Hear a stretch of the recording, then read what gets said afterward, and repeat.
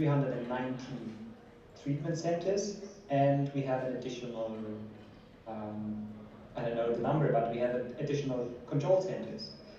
And the first three tools that you see here, please note that these are only done in treatment centers. So we will have some of the centers that the teams will visit.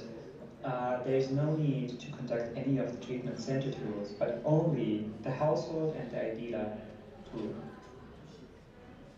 Right? I hope this is clear, this distinction. Some general remarks on all of the tools.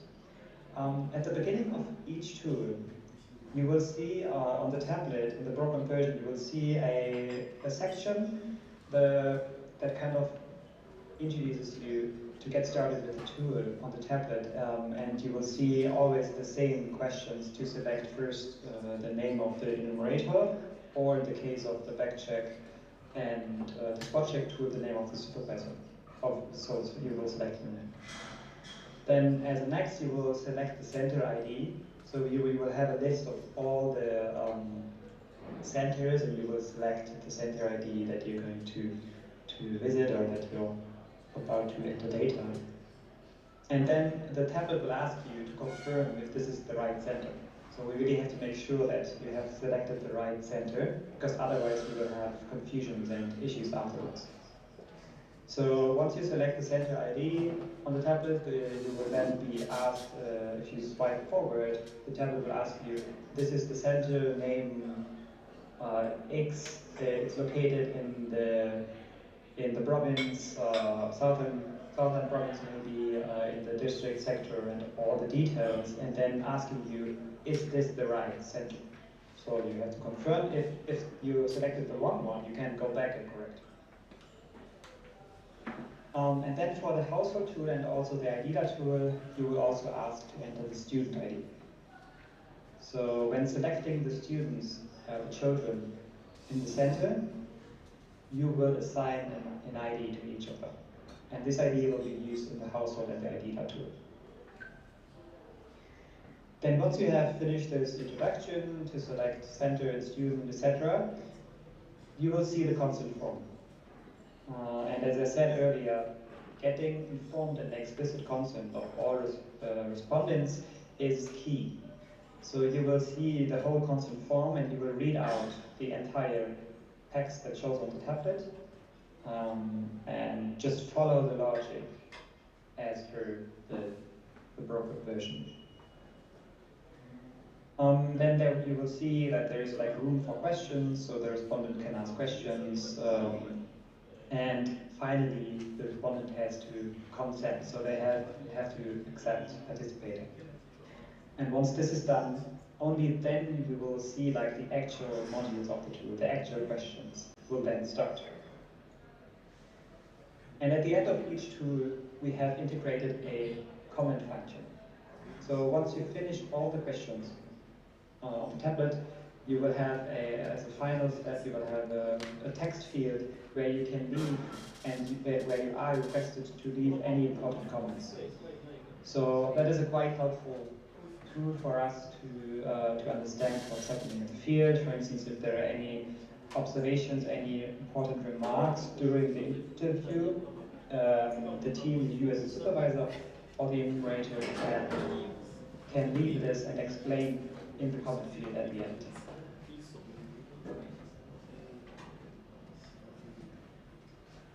Are there any questions so far?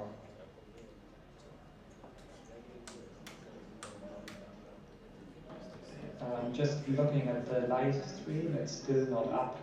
So maybe, is it fixed already? Innocent? Let me check.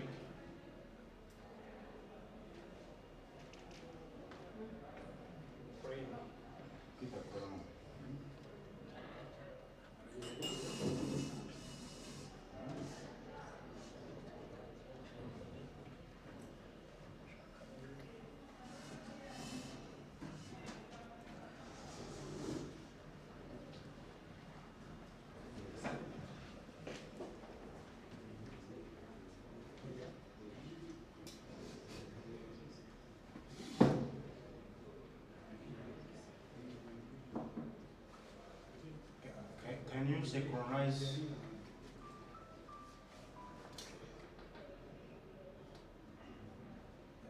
Still not running.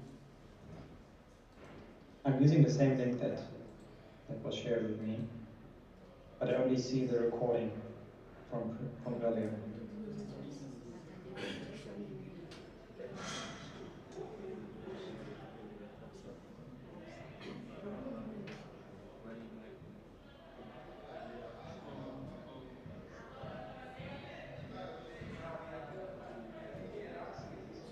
We can just continue and just fix it.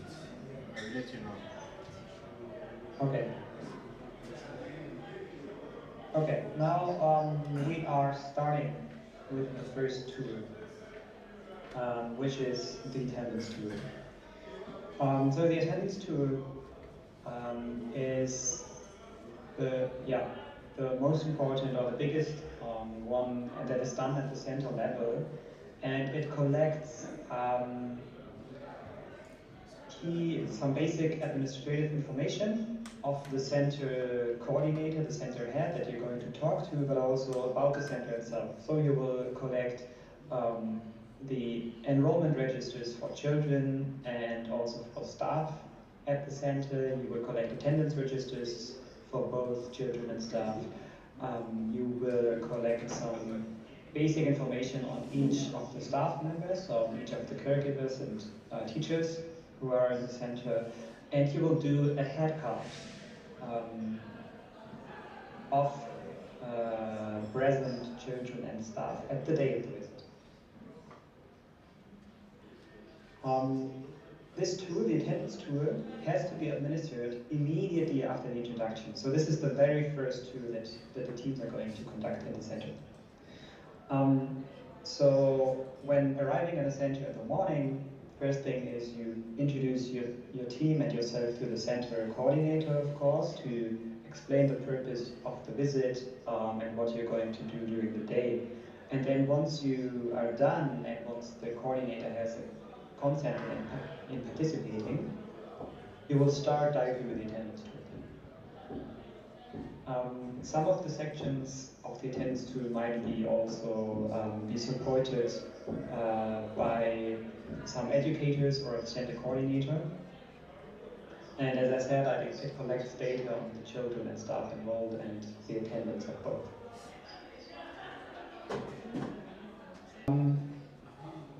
Now, in what follows, I will try to give you an overview of the different sections of the attendance tool.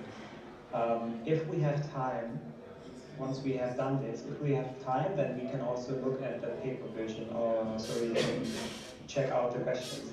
But as I said in the very beginning this morning, we won't have time to go through each of the questions, question by question. But yeah, I think with this overview, you will have a good idea already. The section attendance tool, which is the children enrollment register. So the children enrollment register that you're going to collect using this tool is basically a formal list of all children registered at the center. Depending on the center, these registers might be categorized by either age groups or also by shifts. So centers might have different shifts, might have different age groups by which these registers are recorded. And then each of these categorizations, it may be an age group or a shift, may have its own register to track the enrollment of children. In these cases, you will see on the tablet, it will ask you like what are the different types of registers available in the center, and then for each of these, you will collect the information.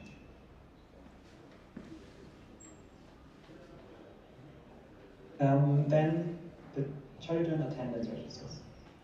These are registers or books or other types of documents which basically has a daily record of each children's attendance in the center. Again, the same for enrollment registers, they can be categorized by either age groups or by shifts. And again, each of these categorizations may have its own attendance register. And here the same logic applies as before. the broken version on the tablet will ask you which are the different registers available, and then you will collect each of them.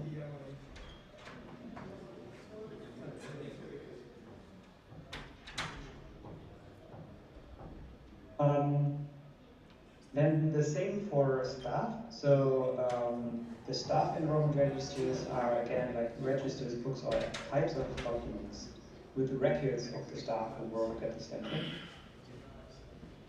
And just to know that this is the only register which is not checked at the beginning of the tour, but only it kind of has its own section 4, so in the middle of the tour.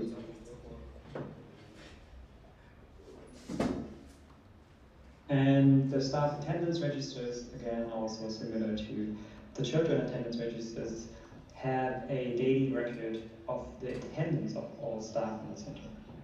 And here again, the same applies. They can be categorized depending on the center by age group or by shifts, and they might have their different attendance registers based on the categorization used.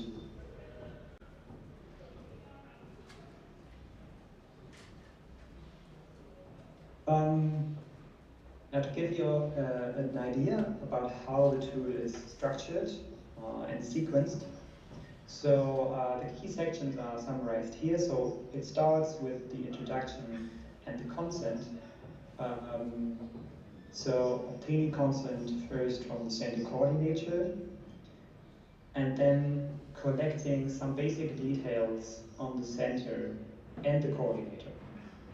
And this comes before going to the actual registers that I showed you earlier. Then the registers are being captured in the sections 2 to 5, in which you will be asked to record all the info on each of the enrollment and the attendance registers for both children and staff, as we have seen earlier.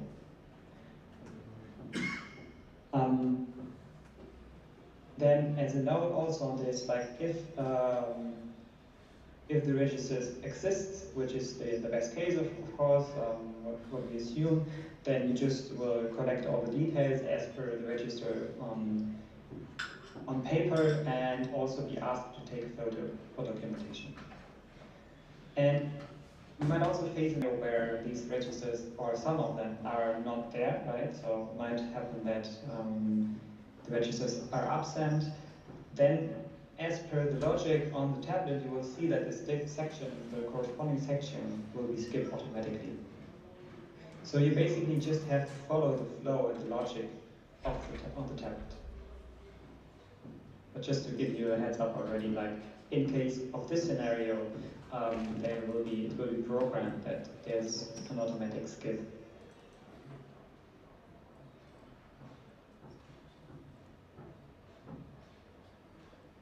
Then, once you have selected the different registers in sections 2 to 5, the next section will be about a head count, a classroom verification. So, in this section of the tool, you will visit each classroom that is existing. So there might be centers with only one classroom, that you only have to go one classroom, but there might also be centers with more than one classroom. So you go to all classrooms to check the attendance, the actual attendance of this day of the visit. And in addition, you also try to identify children who are not enrolled, so children who are not in the enrollment register. And this will be done by the support of the respective caregiver or educator in the room.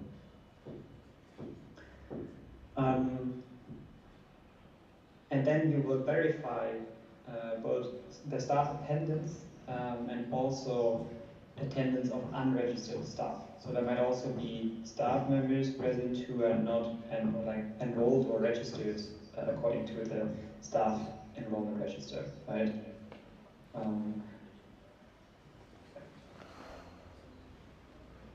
If in the scenario that we've seen earlier, if there is no child enrolled register, for instance, what you will do then, when you go to the classroom, you will record the children's list of all present children with the help of the teacher in the room. So you basically create a list on the spot. The same for if there's no staff attendance register, then the center coordinator, the head of the center, can provide the responses. So who's registered and attending in terms of staff.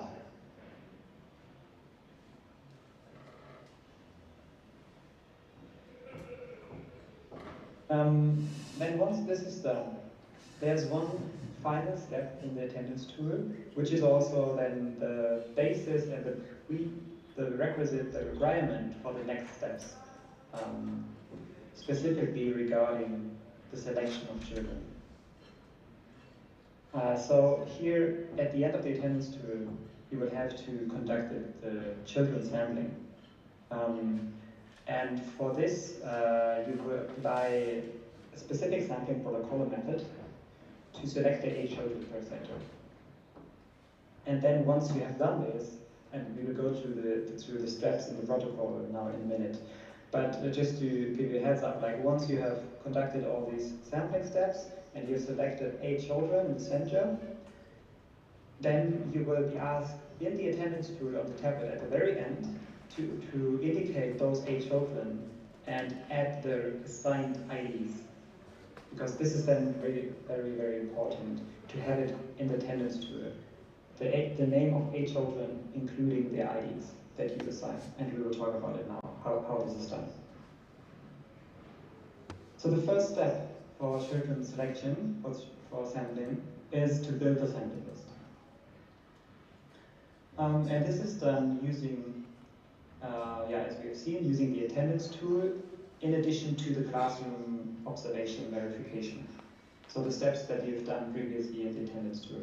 You've taken the list of all enrolled children, you have taken the attendance register of children, and then in addition you go to the classroom to check who's actually present out of those enrolled, right? So this will be already done before, and on the tablet. Now in addition, when you go through the classrooms, through the different classrooms, to observe and identify who in terms of children is present, you will note down on a piece of paper, so not on the tablet, but by side, at the same time, you will have like a notebook, a piece of paper, where you write down the name of all eligible children. And eligible children means we have sub-criteria. So we have they have to be between 3.5 and 5 years old. They have to be enrolled according to the enrollment register, and they have to be present on the day of the visit.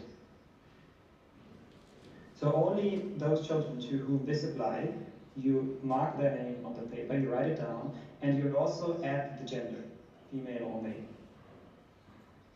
And then this list on paper is your official sampling list.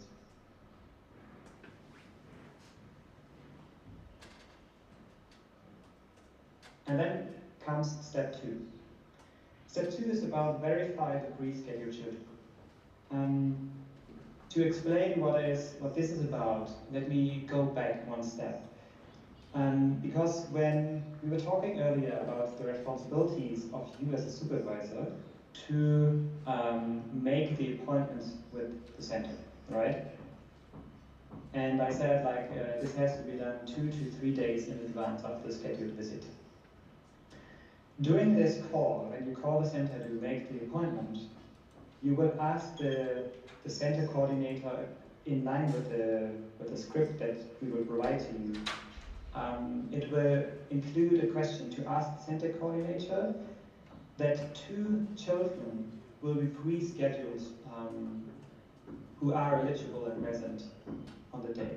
So that means you will ask the center coordinator if there are any enrolled children at the center who are between 3.5 and 5 years old, where the parents can come a bit earlier, around 10 a.m. to the center to pick them up earlier to go home and conduct the household and the ID assessment. So this is what we are referring to by the pre-scheduled children there.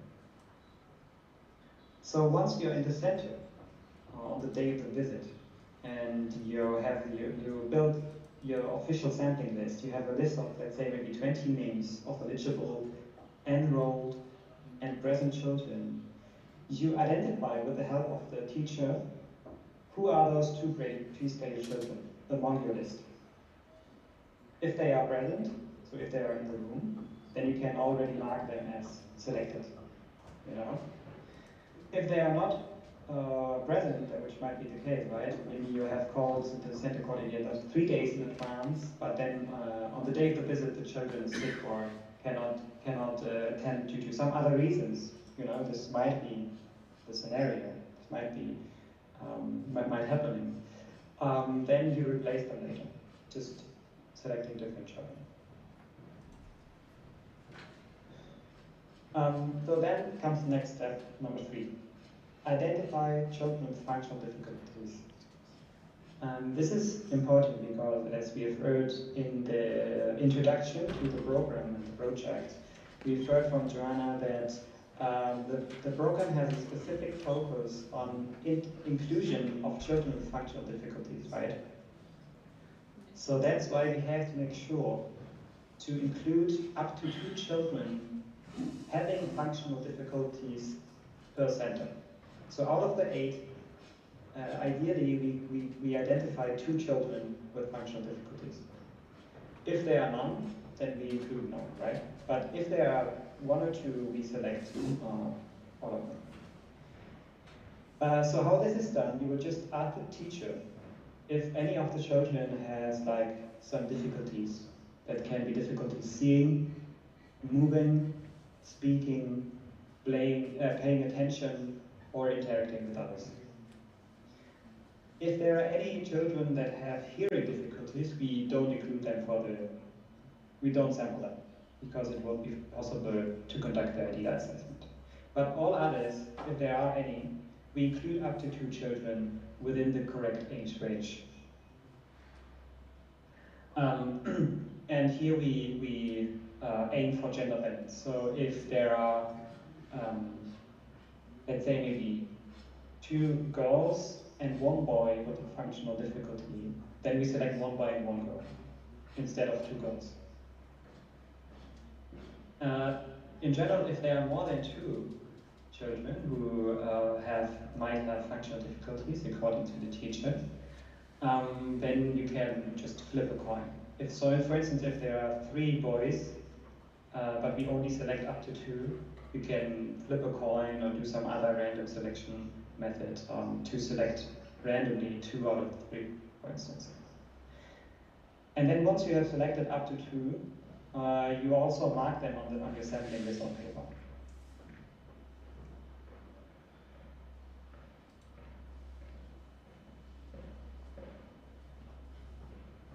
And then the step number 4 is select any remaining children. So for this, you first count how many of children have you already included and selected so far. And this includes the pre-scheduled children and any children with functional difficulties, right? So we might have none pre-scheduled, no functional difficulties, then we have 0. But we also might have already 3 or 4, right? So we might have 2 pre-scheduled who are present on the day, so we have them selected, and we might have 2 additional ones with functional difficulties. So we have a total of 4 maybe already selected, right?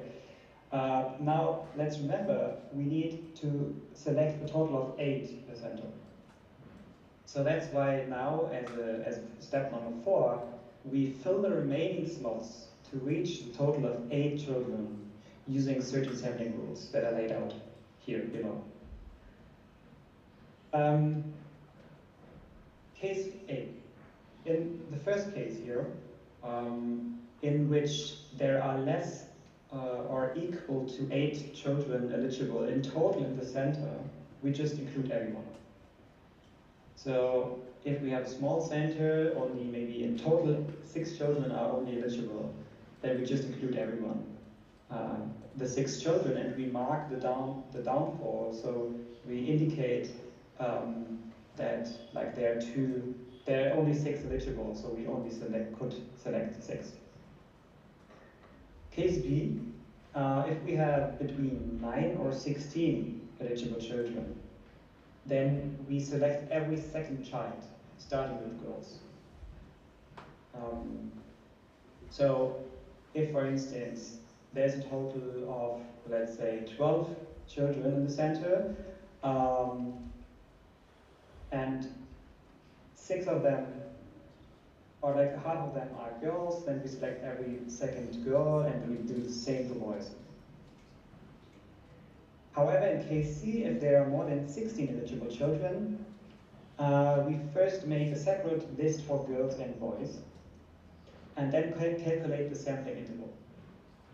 The sampling interval is equal to the total number of girls or boys eligible divided by 4, and then we round down. So if it's 3.5, we round down to 3, for instance. And then we randomly choose a starting point between 1 or 2 or 1 or 3, and then from there we select every nth child, and n equals the sampling interval. So if we have set the sampling interval of 3, then we select every third child. By applying this logic, you will get a resulting list on your paper, on this official sampling list. You will have, in the end, you will have 8 children selected, or less in case there are less than 8 eligible children in total, right?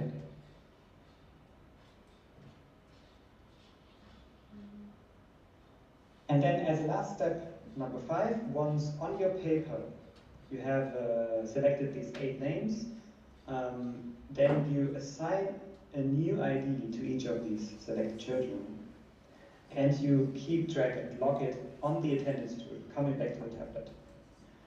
And the way you assign IDs is also marked here. So for girls, you start with 7001 for the first girl, and go up to 7008 in case there are 8 girls selected. For instance, if there are no boys at all. And for boys, it's the same, but starting with 8001 up to 8008. So you mark this, you write down the ID next to the name on the paper. And in case there might be some school or center internal IDs, for instance, a learner identification number or some other form or kind of ID within the center already. If there are any, you can also add this and write it next to it. But the key is the assigned ID that you have assigned to the children. That's the ID that you will use from there on. And the enumerators who are going to the household will also use this exact same ID. And then once you have written this down on your paper, you go back to the tablet, to the attendance tool, and at the very end you will have a section where you select the 8 children, and you link this to the ID, so you enter the ID that you assigned, and also adding the educator's name. So for instance, if there are different shifts or there are different classrooms, you will enter the name of the educator of this selected child. And you do this 8 times, so we have this in the attendance tool. Okay, I will stop here. This is a lot of information for now, and yeah, I will leave the room now for your questions and clarifications. We will also, just as a heads up, we will share this protocol, the sampling protocol, the different steps, in more detail in a document with you later, before going to the centers on Thursday. But this was like now just a summary of the different steps. I hope it was clear. If not, please feel free to ask your questions.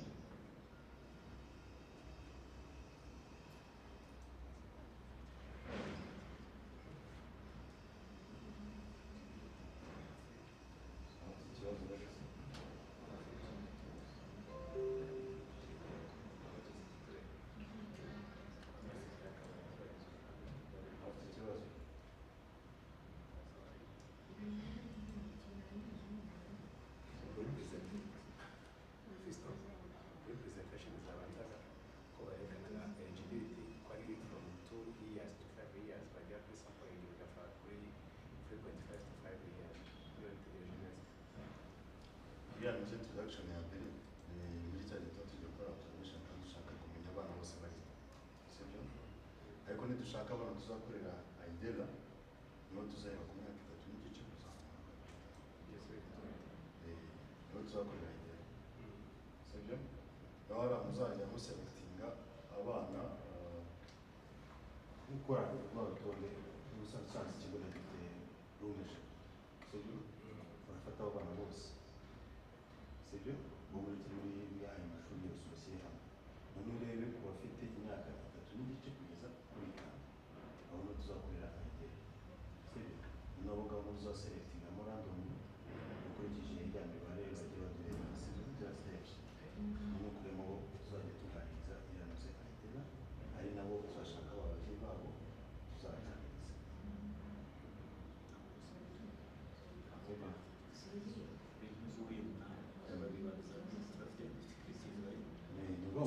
ntuzajya usanga mu kigo uzajya ubanza abarimu sibyo bakwereka abana bafite ubumuga sibyo niba usanze mu kigo harimo abana bafite ubumuga bw'urugo bafite mu kigo babiri sibyo nusanga ari babiri uzabakorera bose nusanga barengaho sibyo ari nka batatu uzabatoranyamo umwe mu ujye mushyiramo ntuze sibyo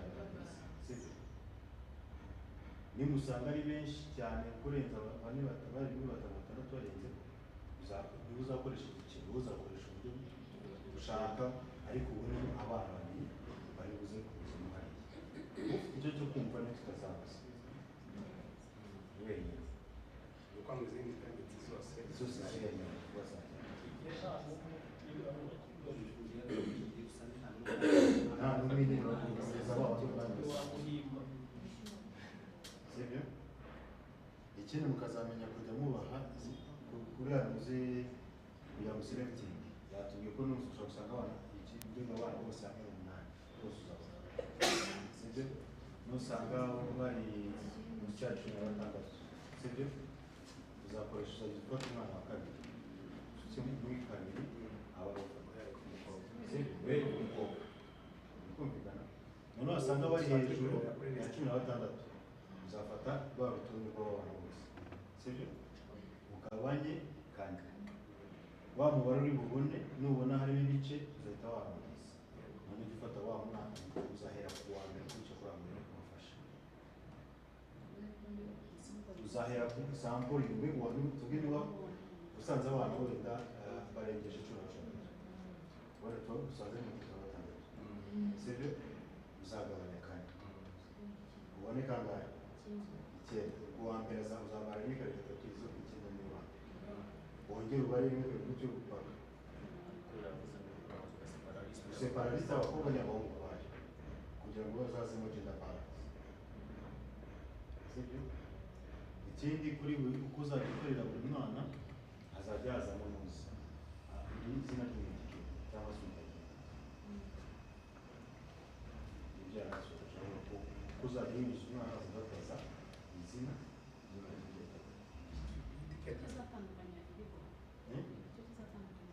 etiketa ko umwana agomba kuba afite ibijyanye n'ibibazo kuko kuri rya shuri amashusho akora ari menshi ariko urushuri ufite ibijyanye n'ibibazo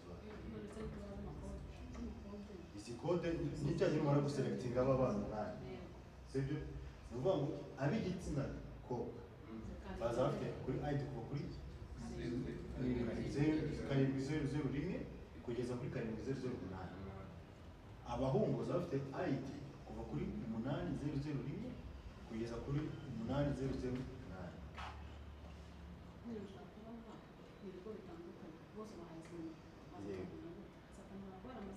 ikigo tuzamufite ID buri kigo mwe muzatwara ibigo muzamufite ID zacu izi ni ID uzajya umwana mu gihe kwitaringa muri izo bitambuka bivuga muri cyo gihe gukora selection abahungu zaba ID zabo n'abakobwa ba ID zabo uri kumva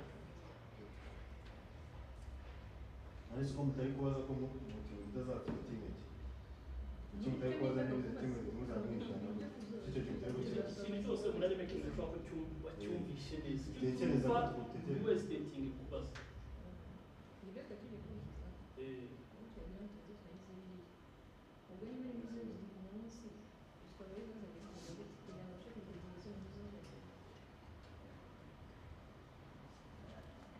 tukimubaza ati dusuye cyane subiza aba bakimubaza sinabwo ari bizajya ibibazo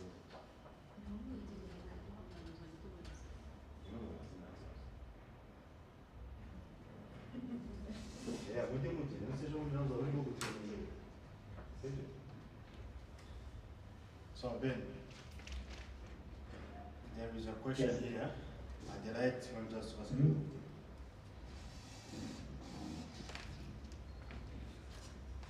We just know that we will be having two centers at the same day. As a supervisor, how will the supervisor will be working with those two sites at the same day? Sure. Thanks for the question. Let me explain how the distribution during the data collection will look like. Maybe this was not clear so far. So you as a supervisor, you're right, like you will have two sub-teams, right? So each team will be in a different center. And each team will conduct the attendance tool and do the sampling process on their own, like in each center separately, right?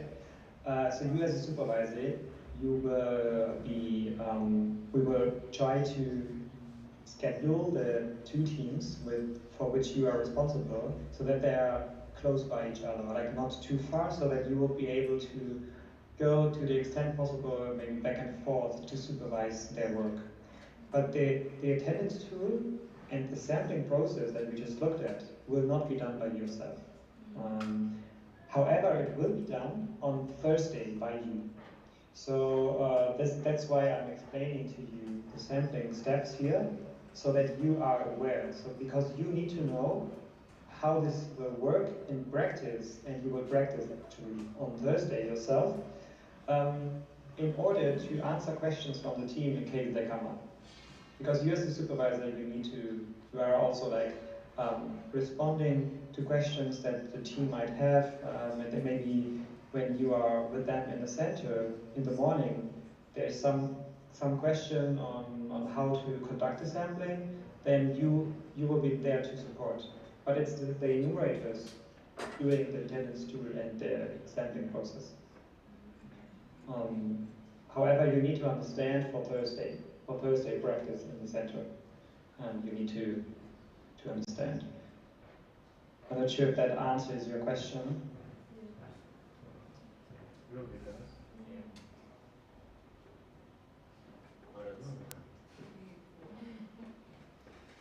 Okay, let's move on.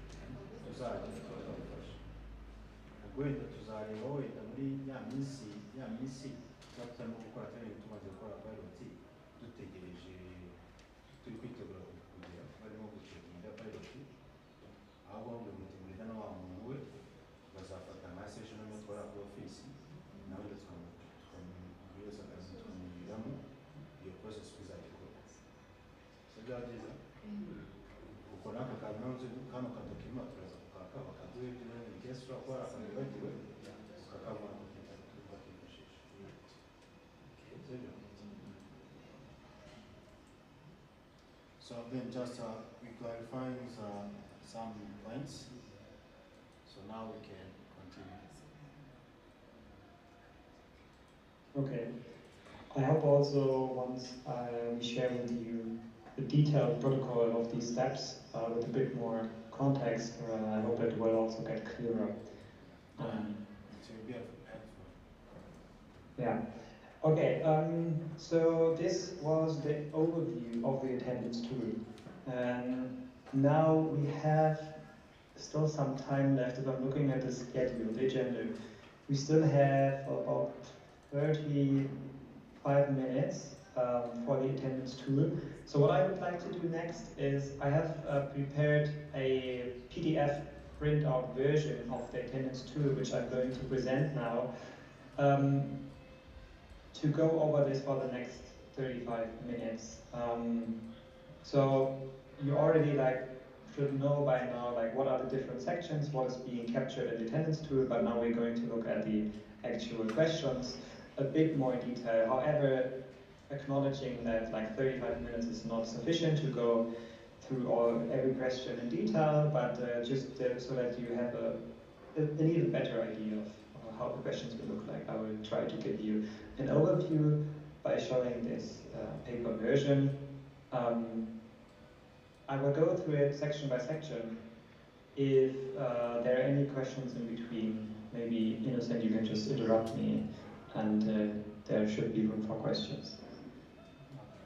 So let me pop out and present the printout version.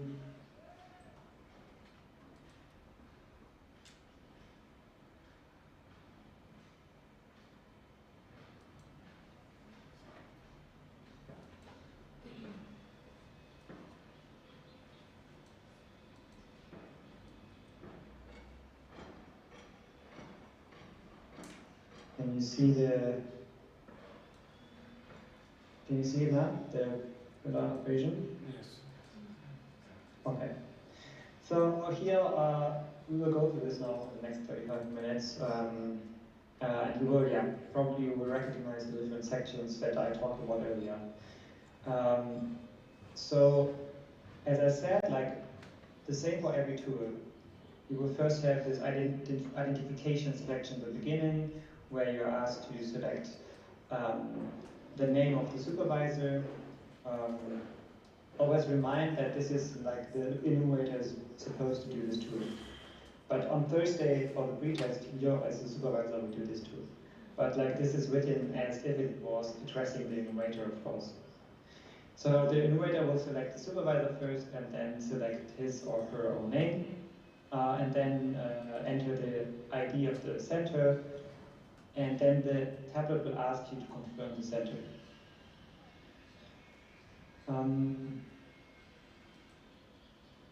And then one addition here also, once you confirm the center, you will have to get the GPS coordinates using the tablet. For this it's important for the GPS coordinates to work, probably you know from your previous experience, but the best way it works if you're in an outside open area. Sometimes if you're in a room it's disturbing a little bit, so best just go outside to have a free air connection to the air and then should run through.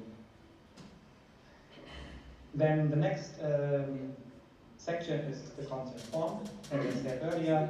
So this will be shown on the tablet, and you will read this out to the center coordinator.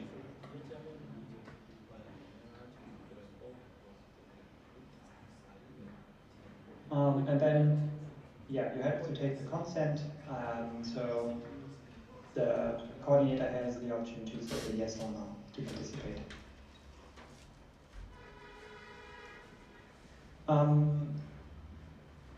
Then there will be some information collected on the center coordinator itself.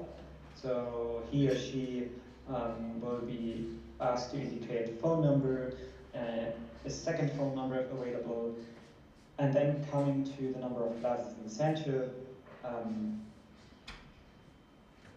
to select this basic information here. And then what follows, as you can see, already is the next section, number 2, about the child enrollment register. So this is what we talked about earlier. Once we have identified the center, collected some basic information, we will directly start with collecting the child enrollment register. And in the beginning, it will ask you if there are any child enrollment registers maintained, yes or no. In case there are none, then as I said, the section will be skipped automatically, but if there are any, then you have to indicate how many and what are the different registers. And then what you see in the next section,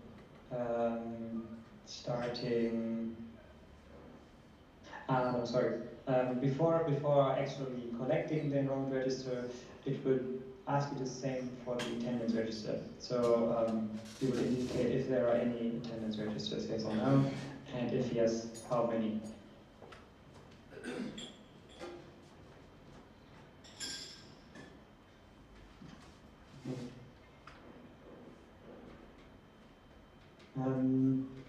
Then the same about the staff attendance registers. If there are any attendance registers, yes or no. Scrolling downwards. And if yes, how many?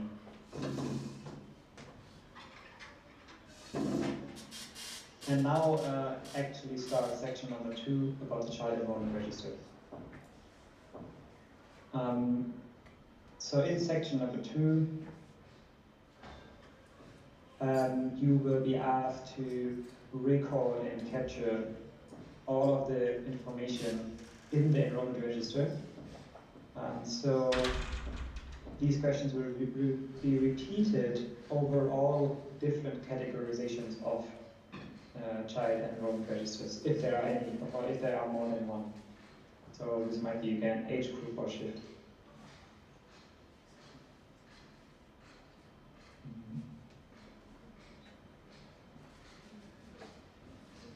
And then for each of the child in the enrollment register, you will see these questions popping up and you will have to indicate.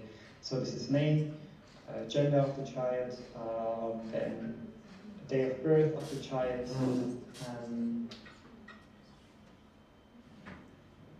followed by...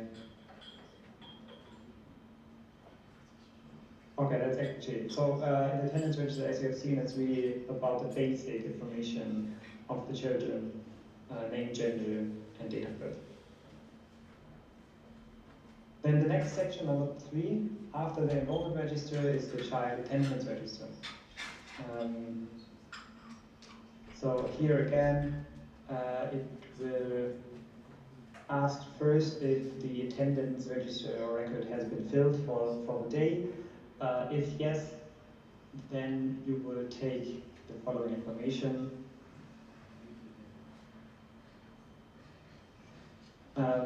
It will first ask you how many children are marked present in the attendance register.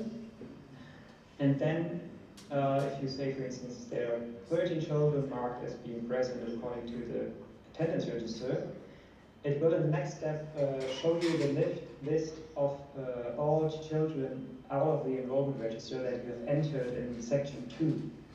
And then from this list, you can select which out of these children are marked being present. So you just have kind of a multiple select. And then the numbers that you see here will be filled with the names. So basically you will see the name of all children as per enrollment register on the tablet.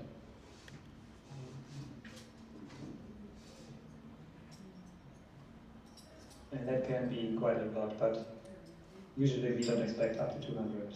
It's a bit less.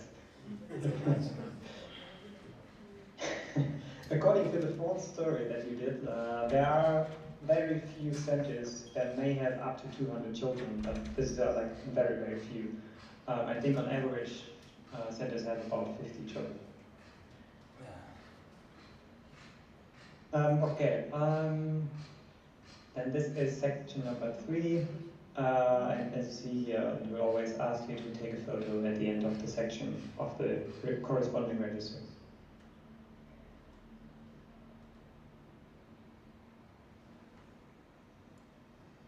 Then now coming to section number 4 is the staff enrollment register. So we'll again start by asking, do you keep a register with records of the staff who work at the center? Sorry, Ben. And if yes. Let's just clarify the previous section. The child attendance. Yes. So now, ikintu tugomba kuzitondera hano uri kwandika bano bana, ugomba kwandika abana bose uko bari muri icyo biga muri icyo kigo. Sibyo? Noneho muri rwa rutonde rwa kuno bamaze kubandika bose bari mu kigo.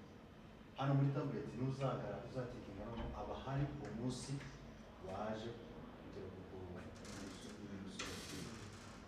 mbega bazaba ari kwezi icyo gihe hano ni nko kuba gukora attendance no guhamagara kandi karahari uzagenda utekinga wowe uzafata ya list uzayandika uzayitayipinga b'abana bose. Yes. Numumara kubatayipinga bazahita bapyaringa bose hariya urutonde rwabo uko abinjize bose bo mu kigo. None nurangiza noneho uzajya uvuga ati kana karari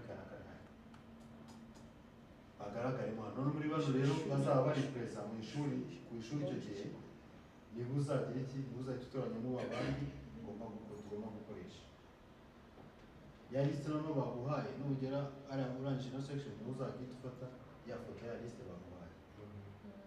Ubundi kugira ngo ugere binorohe mugihe banako ya liste y'icyaje n'uko kugenda mu mashuri kwenda kwandika abana mugihe bari kuba sibyo waje namenye abari presa bagiye bazikinga kugira ngo uza kugera aha ngaho utaza kujya mu guhamagara ahubwo kwinjira muri tablet ubikorere rimwe.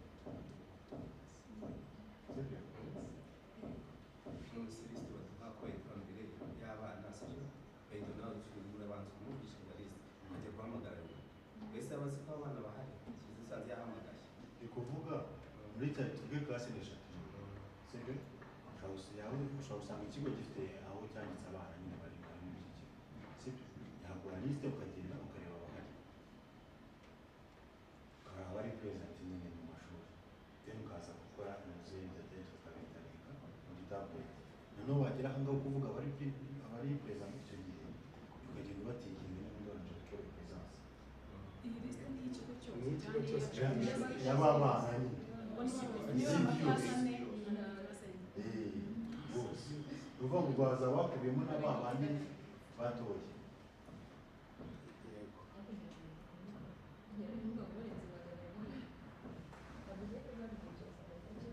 Bandi nyine muri nuze information zose twakolekinze aho twabonye abana bari mu ijana.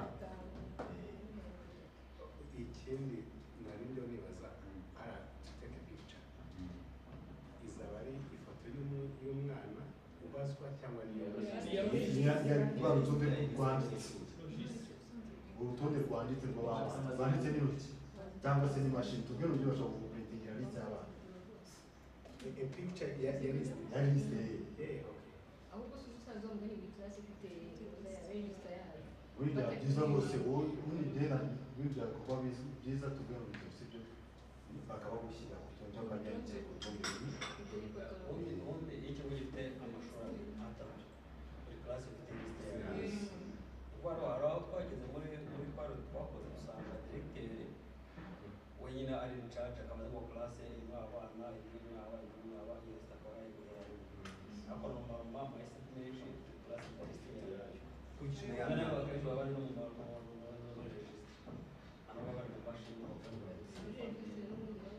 nyine wowe uzahita itsinda kugira ngo ukorohe iyo watsira lisite ubasha kuyigwa yose cyangwa se abagore niba abana bose ukagenda ubiyandikira ugakora izo lisite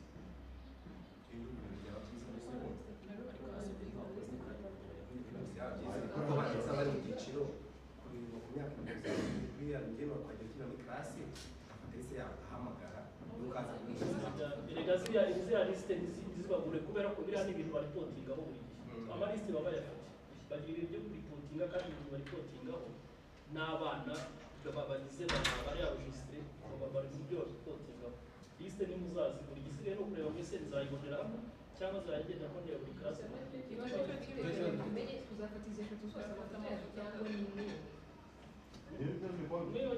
buriya uzafata amafoto wenda twamubaza niba ari ifoto ariko ifoto niyo foto ari igaragara kuzabanza ushyire umubare w'amashuri sibyo nitubona ushyira umubare w'amashuri niba uzahita wimikanuze umubare w'amafoto.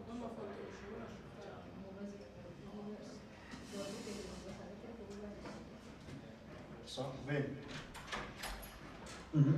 there is a question. Let's say that we have 3 classrooms, and just we have each list for each classroom, and just we need to take a picture. So when just we take the picture, it will be allowed to take more than picture, or just we may have to combine the list together in one list. I see. Very, very good question. Let me quickly check.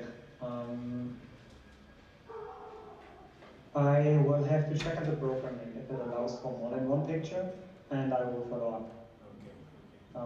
Let me write down. ariko nyine muri mu bintu zose zifite impamvu ya list ikenewe ubwo bajya ngo nabo barebe ati ibi bintu wakoze ni waratekereza abo bantu kuko bari banahari kuko abazajya gukora data collection bazasanga umuyobozi umwana kandi bavuga ko umwana ahari sibyo.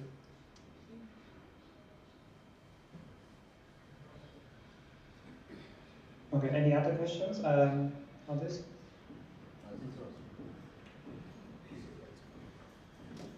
Can move on. Okay, then next section is about the staff attendance register. So that's section 4 we are now in. Again, here is similar logic you will see on the tablet. It will first ask you if the center keeps any registers of staff records at the center. And if yes, then you will see again the following question for each of the possible categorizations of registers that might be present. So if it's more than one, maybe separated by shift, then you will have the same question for each shift. But now, considering that there's only one register, then you will record the following for each of the staff members in this register. And this is name of the staff, age of the staff, gender, role, and duties. Duties is separated again as either the center coordinator, but if it's the center coordinator, then you will have a different list of duties compared to if it's an educator. Then you will see this list of duties and you will select the corresponding ones.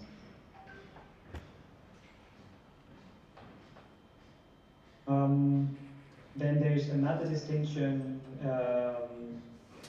to like center coordinator, educator, and helper. So if you select the role as helper, then you will see the following list, which differs a bit from the others. So this comes back to basically the question 4.4. What is the role of the staff? So this can be either the director or the center coordinator, it can be an educator or a helper.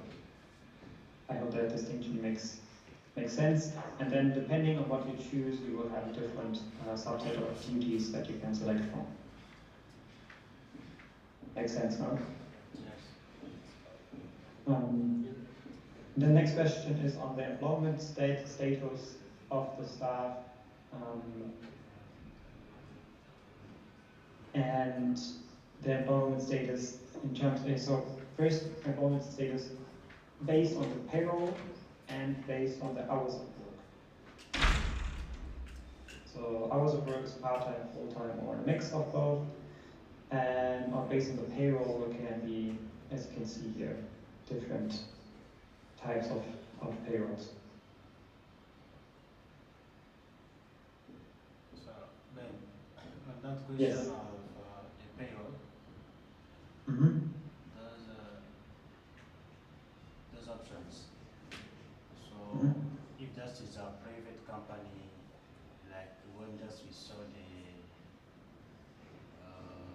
factories, which just paid the employment just for the ECD. So we just can we put them there. Can you rephrase again what you mean? So there's a factory. Yeah, for just to not just for the last time when we called the ECDs, we found it that Mhm. there is some factories which created the ECDs and themselves just paid the employees.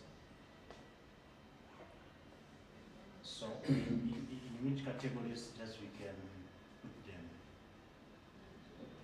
In such a scenario, I would put them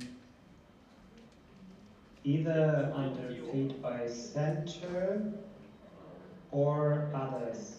However, I don't think that it's likely to find this scenario in the data collection, because I would not assume that those centers who are created by a factory are included in our sample of centers, because we only focus on community-based centers. So I don't think such a scenario is likely, but if it arises, I would say either 1 or 88.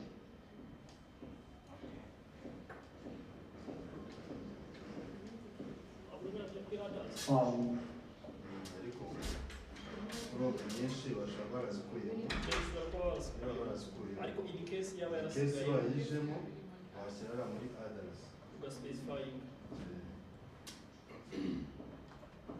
And if you select others, then you can also specify, right? And that's also quite important. Then if you find the scenario, you could put others and then explain maybe center is created by factory who's paying for the stuff. Then after the employment status, we have a question on the qualifications of the staff, as you can see here, and some questions on teacher training. So first, staff qualification is really like student education, and then the next question on teacher training is specific training on education, in education, teacher, other kinds of teacher trainings. As you can see here, the options.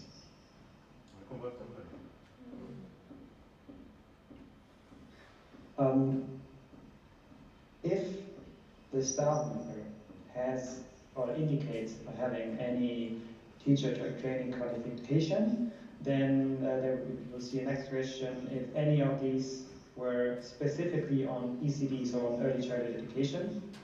Again, yes or no.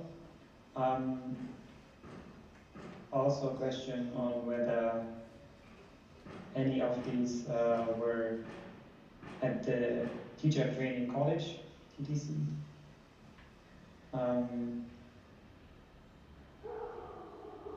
And a question on how many ECD related trainings the staff member conducted.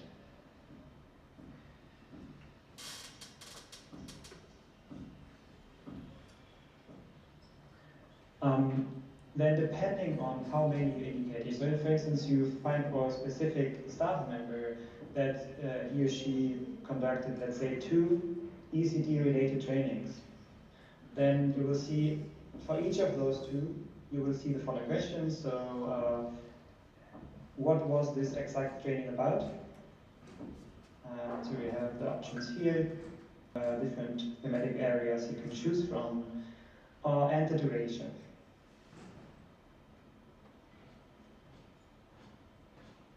Of the training, and then let's scroll down. Yeah, you select the unit of time, so if it's 10 days, then you first type 10 and then you select days here, but you can also choose from weeks, months, years, and or hours to indicate the duration of the training. And the year in which it was completed, and then you are at the end of the staff attendance register. And again, here the same photograph of the register. As I said, I will check if it allows for more than one photograph or not, and let you know.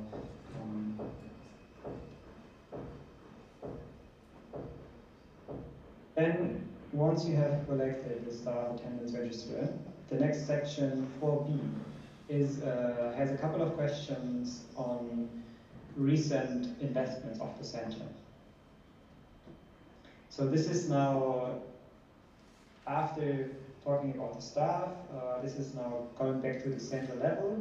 So we will ask the center coordinator the following questions about whether they hired any new paid staff since July 1st, how many of them were full-time and part-time, and then 4B4 is asking, since 1st of July, were there any money for improvement of structures, for instance, or any facilities of the center?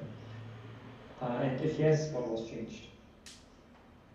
So these are just some background questions, whether the center had made any improvements or investments in the last month.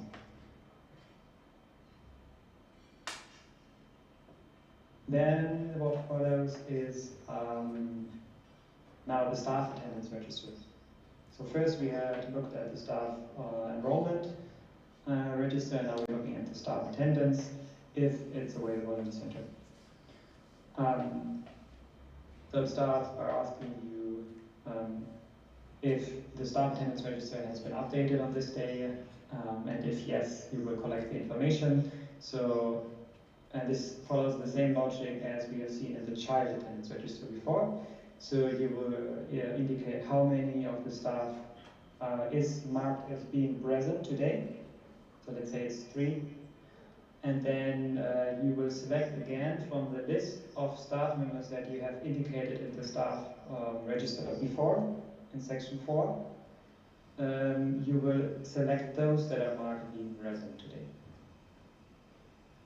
So you will again see here the names of those that you've entered on the tablet before. This is probably not that many. And again, closing by asking to take a photograph of the register. Okay, so I hope this is quite straightforward. Now this was section 5, now we're coming to section 6, which is the headcount observation. So the classroom walkthrough that we have talked about earlier already.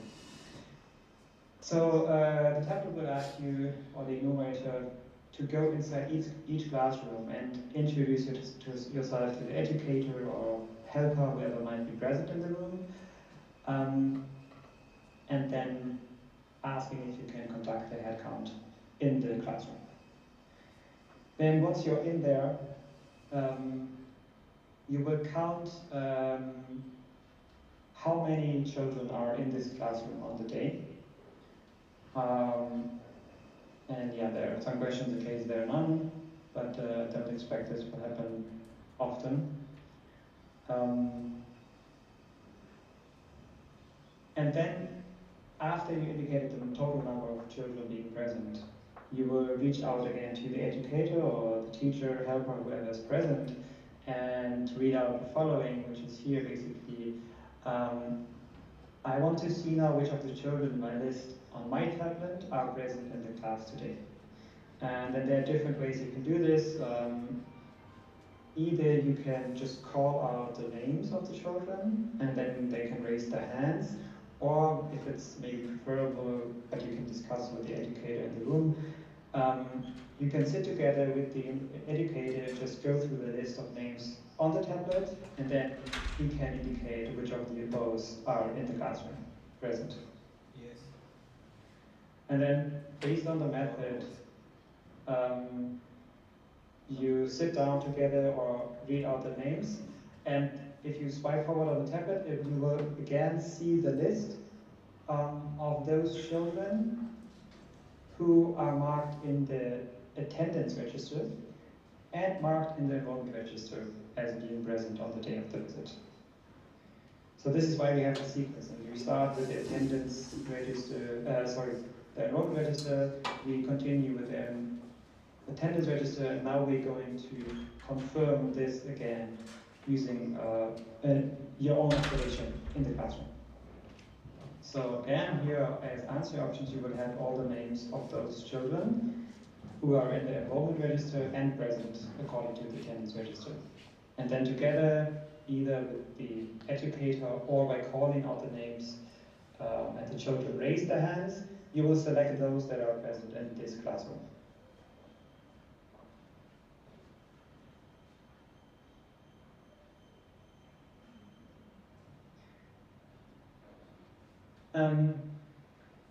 Now, at this point, let me clarify one thing. So earlier when we were looking at the sampling process, I was saying that you have to do this on the paper, right? So you write down the names on the paper to select the children.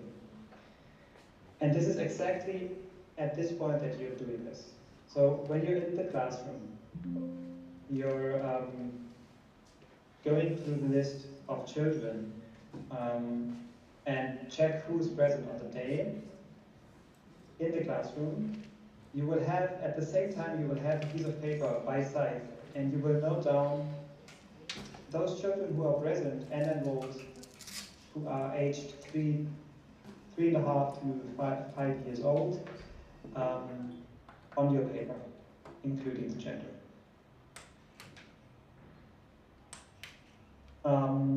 Then at the next step, you will see that this is the identification of those children with functional difficulties. And so you will just read out this to the educator. If there are any children with these, and then you again swipe forward to select those children to whom any of these difficulties apply, based on the list that the tablet will provide you.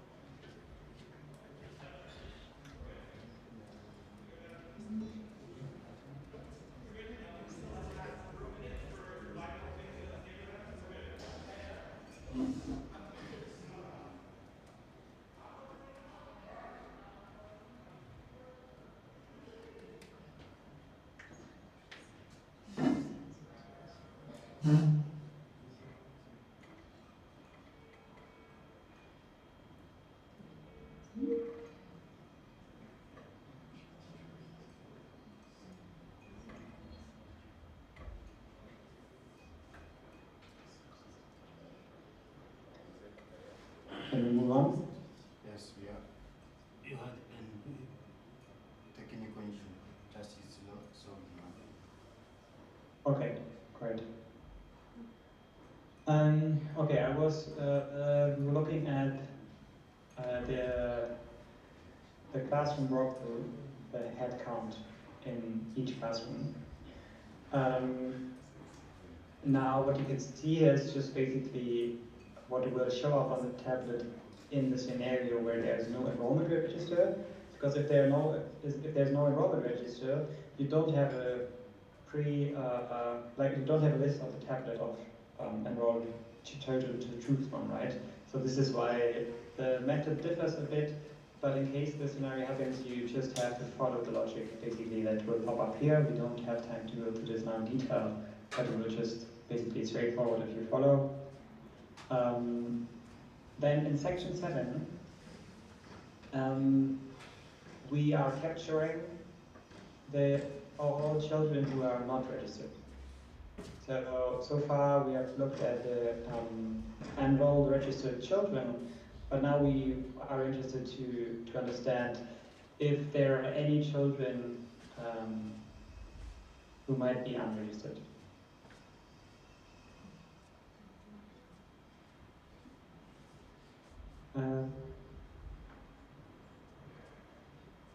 And then in section 8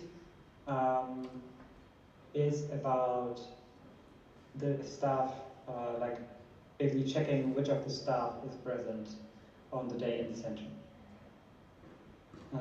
So here again, the tablet will give you the list of staff enrolled and registered in the center,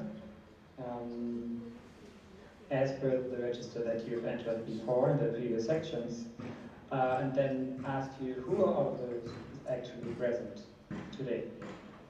And then you just select them. Okay, this won't be so many, don't worry.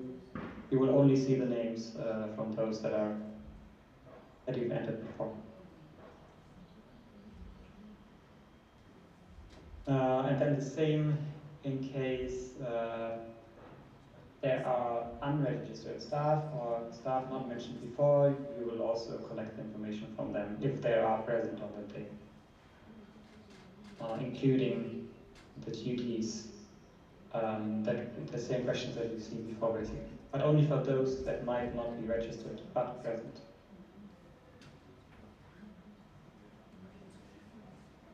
So these are the exact same questions about qualification, ECCE trainings, and so on. Okay, and that's basically it about the attendance tool. However, there's one last section, section number 9. This section is about entering the 8 selected sampled children for household and ID assessment. So if you come to this section, you should have done all these steps that we've talked about earlier, the sampling protocol, the sampling steps. At the end of this process, you should have a list of 8 children on your paper, including the newly assigned IDs. And then once you have done this on paper, you go back to the attendance tool, to the tablet, and you select those 8 children here on your tablet. So you select the sample children out of the list on the tablet, and then you enter the ID for each of these childs. So the ID that you put and assigned on the paper, you enter now on the tablet. And then there's one more question, as indicated earlier, so you select the name of the educator of this child.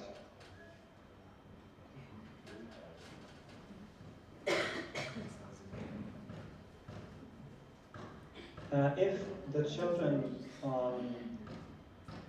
kind of belongs to one of the unregistered staff or is part of the classroom of one of the unregistered staff, so it won't appear on the tablet, then, or like it will appear on the tablet, but under a different category than you select here. But again, just following the logic of programming.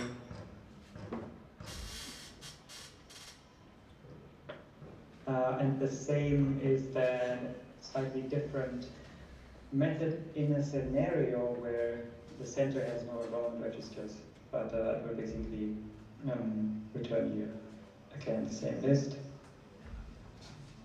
out of which you select and assign ID.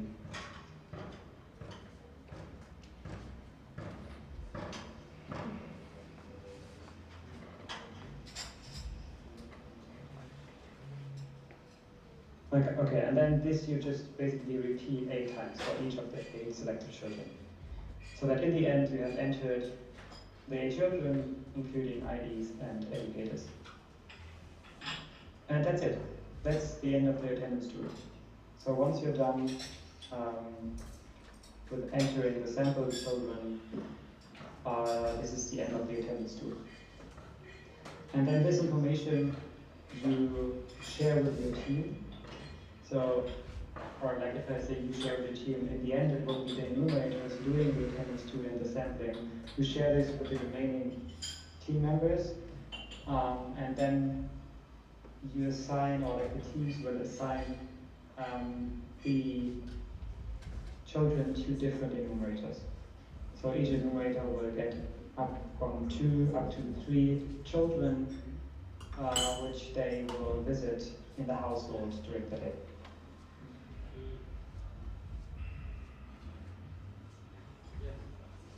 So then we Yes.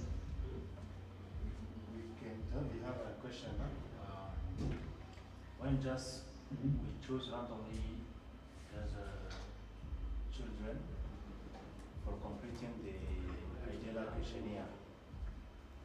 So if just the parents are far from the center, how should we just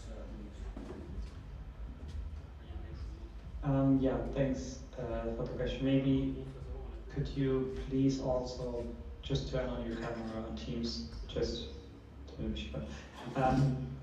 Let me try to answer the question.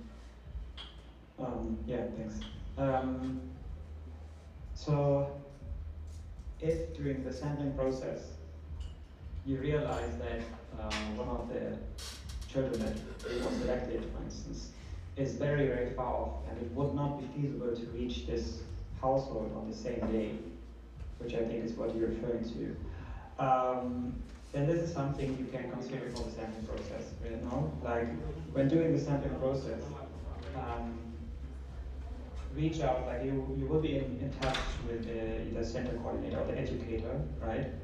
And then when you do the selection of the paper, you can just quickly follow up. So you look like, okay, now I've selected this child, maybe this child innocent. Then you can follow up like how long will it be to go to the household, you know, just to make sure that it's feasible, logistically feasible. Because I understand the situation where there might be a child selected where it's just too far. Then this is something you can consider. And then maybe select the next child that might be closer. But only like really just follow these sampling steps as much as possible without moving away from it. Without like, this is an exception. This is an exception.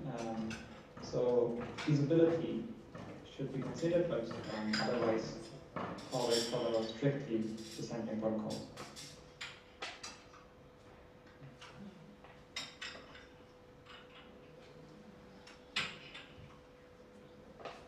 Just also to add, now what I explained to you, selecting those 8 children will be applicable on Thursday for the pre-test. However, when we go to the actual data collection with the full team, we will also have an additional replacement list. So in addition to the 8 main sample children, we will have also a couple of replacement children selected, and this will be included in the sampling protocol later. But just for you as a heads up, now for the pre-test it's not important, because for the pre-test we select 8 children, out of which we will not interview everyone, because there will be just limited time. But then for the actual field work, since we have to conduct 8 children assessments per center, we will also have to have some replacements in order to reach 8, right? Because it might be that the team arrives in a household and then the parent may refuse, right? And for these scenarios, we have replacements ready. Just as a heads up. But for the pretest, there's no need to make a replacement test.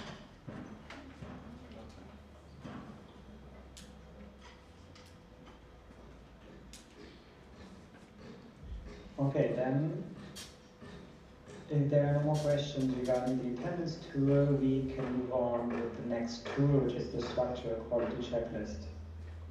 Is it okay? Can we move on? Yes, we can move on.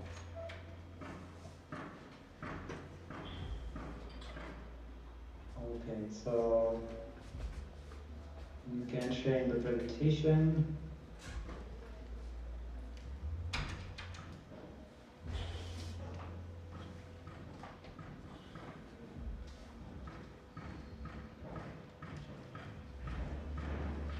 Okay. So, thanks for being with me so far. The attendance tool is, yeah, as I said, maybe the longest one per center, but also one of the more complex one. Now, what we look at right now, the structure quality checklist, is less complex. I guess that should be more straightforward to go through. Also, it's less expensive. It's not that long. So, the purpose of the structure quality checklist is to assess the infrastructural environment of all centers. There's a focus on safety, on hygiene and infrastructure. So you will see like observations and questions on each of these different aspects. And just to note that like the structure quality checklist is an observation. So all questions should be done as an observation. It does not include any interviews or questions to staff or children. So it's really just like the enumerator goes around the center, observes, and like answers the questions on the tablet. The areas to observe are like there's some questions and checks on the outside space, on fences and outer walls. There are observations on drinking water, kitchen area and first aid box, on sanitation and hygiene facilities, and lastly on the classrooms. For the classrooms, it's important to know that you have to inspect the main classroom for most of the questions. So in a scenario in a center where there are more than one classroom, for most of the questions that refer to a classroom, you will just focus on the main classroom. Other classrooms should only be considered when it's specifically written on the tablet. So if the question specifically says like in all classrooms or in other classrooms, then only then you should consider other classrooms for these questions. Otherwise, it's always the main classroom. The sanitation and safety items must be checked in all classrooms, however. So this is a distinction that's quite important here.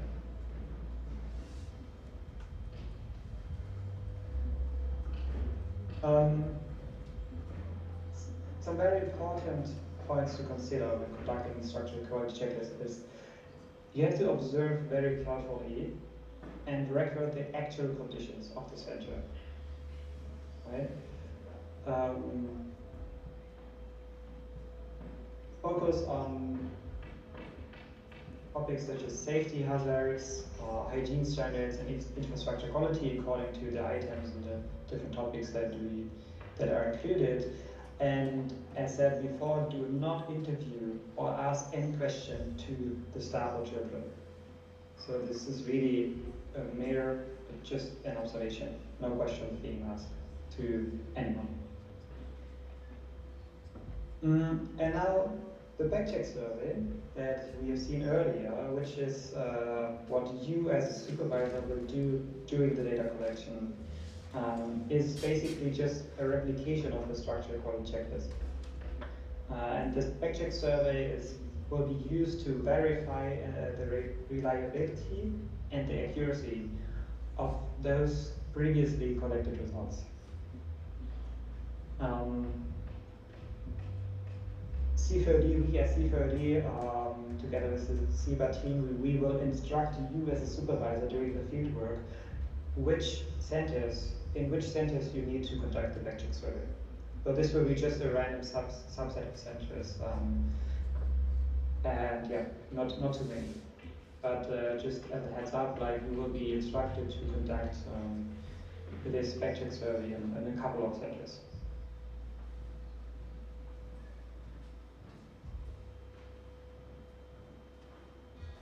Any questions in general on the structure quality checklist before we look at the printable version of it?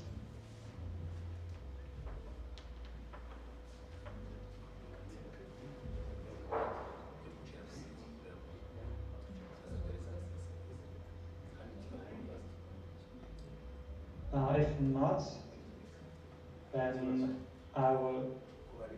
Is there a question? Sure.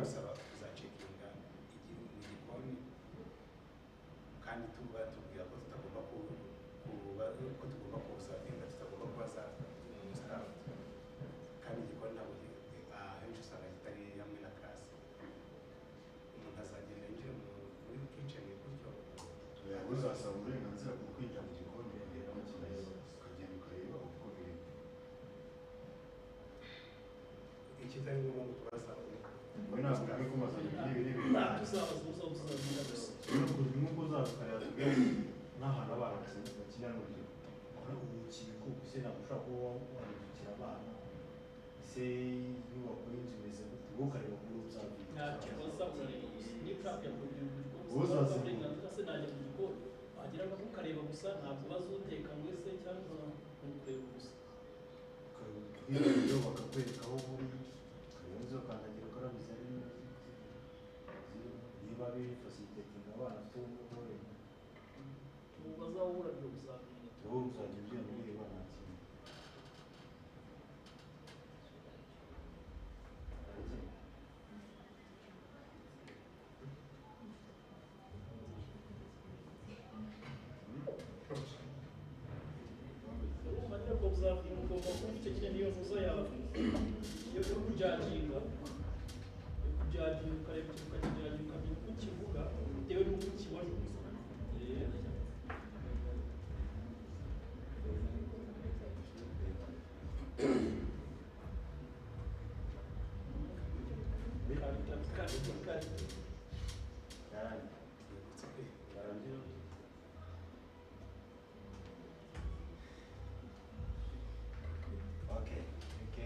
All clear? Yes. Okay. Okay. Then let's look at the printable version of the actual questions. Sharing in a minute, in a second. Okay, I hope you can see. Can you see it? Yes. Okay. So this is how the questions will look like for the structure quality checklist. As indicated here, you have the same identification section in the very beginning. So once you start the form, you will select supervisor and enumerator and enter the ID of the center. And then again, the tablet will ask you to confirm all the details about the center, and if you have made an error, you selected the wrong one, you can go back and correct. Then the same here, you have the consent node then as next when you continue on the tablet. So here again, important to read out the whole consent form that appears on the tablet. This is actually, this is the only part that is actually written, read out and asked to a staff member of the center to confirm the participation also in this structure quality checklist. And then, once you continue, you come to the actual questions, to the checklist. And starting from here, as said earlier, these are all observations. So no more questions to anyone. You just observe. Almost all of these questions will be yes/no questions. So here, for instance, the first group of questions is referring to the outside space of the center, the fencing, and outer walls.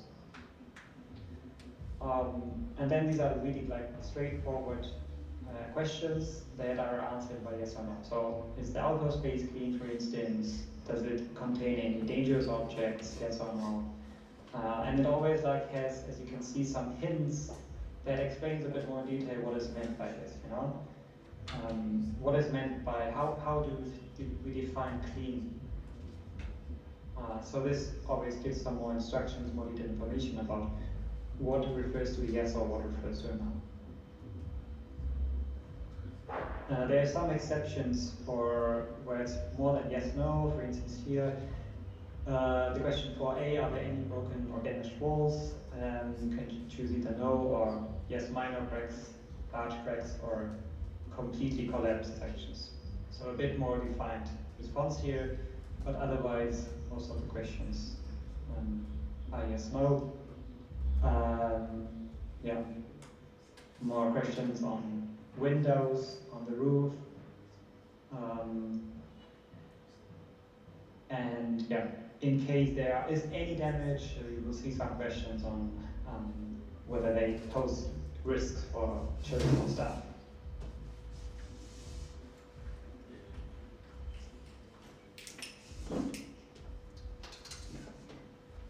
Okay, then continuing, there's some questions on the outdoor play area, on the fencing.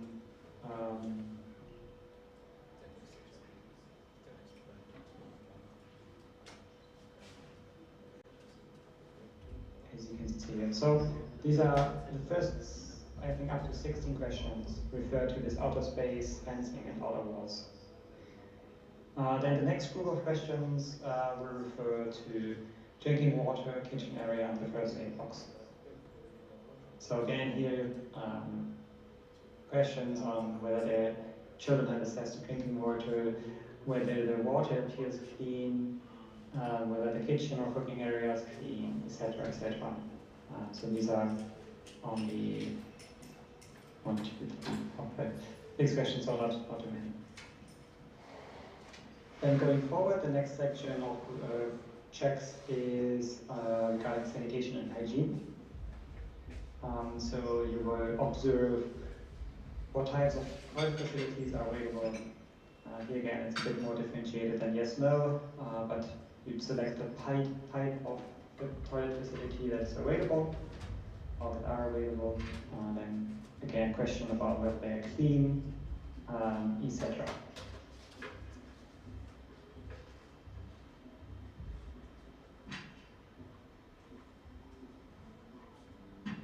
So this is the toilet, latrines.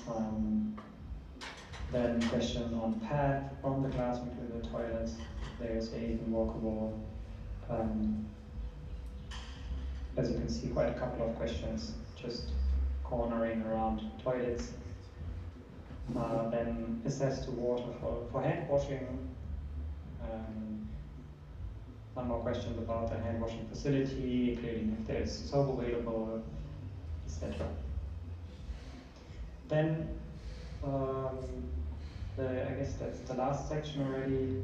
Now coming to the classrooms.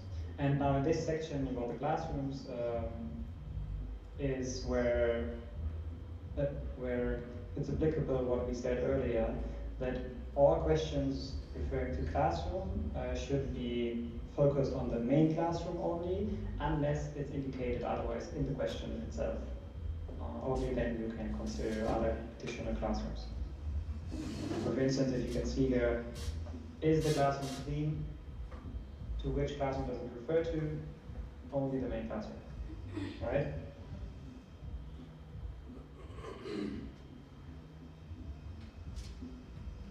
Except for, as it said here, the sanitation and safety items, they have to be inspected in each classroom.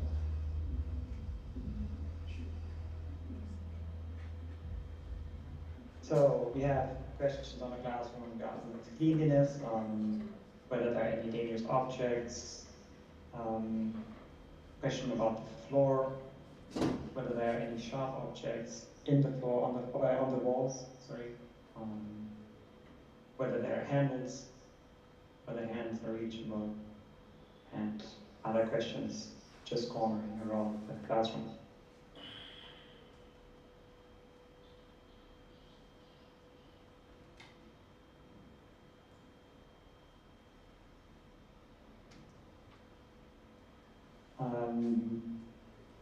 Then some questions on the roofing, whether the building is roofed, whether there are leaks or holes in the roof. Then whether the center has electricity, ventilation, working fans, electric light, at least 2 windows in each classroom. So here again, you can see, now this is, you have to go to each classroom to answer this question, for instance. Sufficient light, is there a chalkboard or whiteboard? Then are there any background noises? So yeah, basically for all of these questions, I don't think they are quite complex, but like just be careful when going to each question on the tablet, read them carefully to understand what is needed here, what you need to observe, and then carefully answer based on your observation.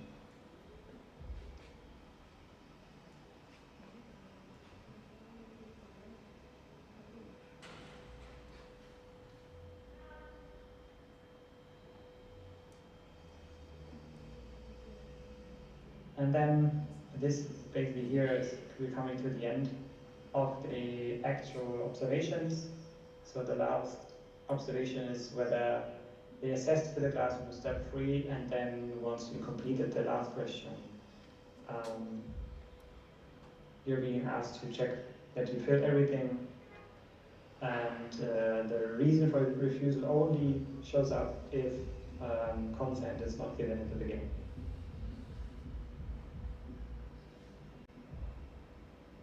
Are there any questions so far?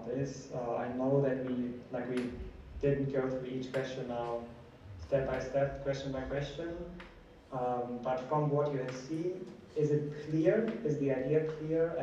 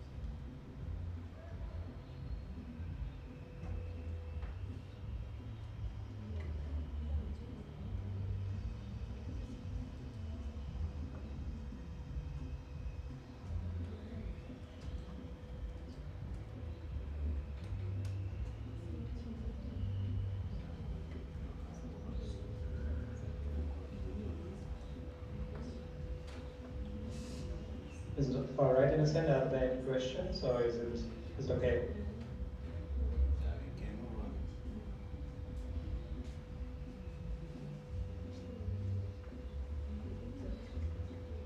But we'll share this question. Yeah, we will share. Sure.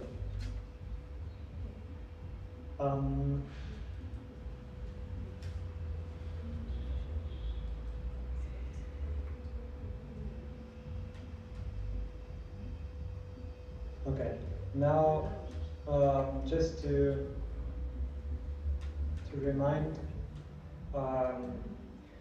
that regarding the backcheck survey, so the backcheck survey during the actual field work, which will be done by you supervisors, is basically the exact same thing as the structural quality checklist, that's which the team is doing in each center, right?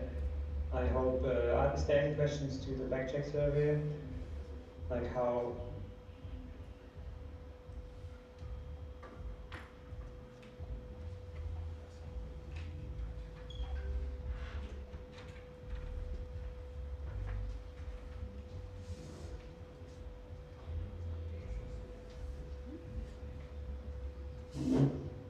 Is all right? Yes.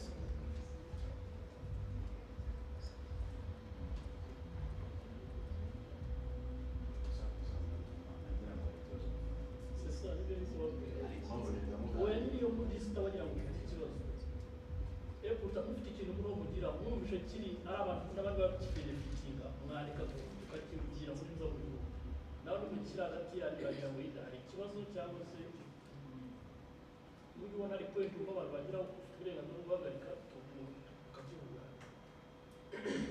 ushobora kucyumvana hagati yanyu kabiri kandi n'aba ngaba cyane kubafasha.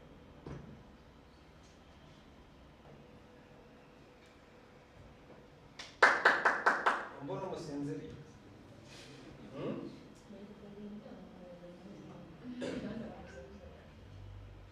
oya natwe ahubwo twasukuruzaga abandi kubera maybe reka turebe niba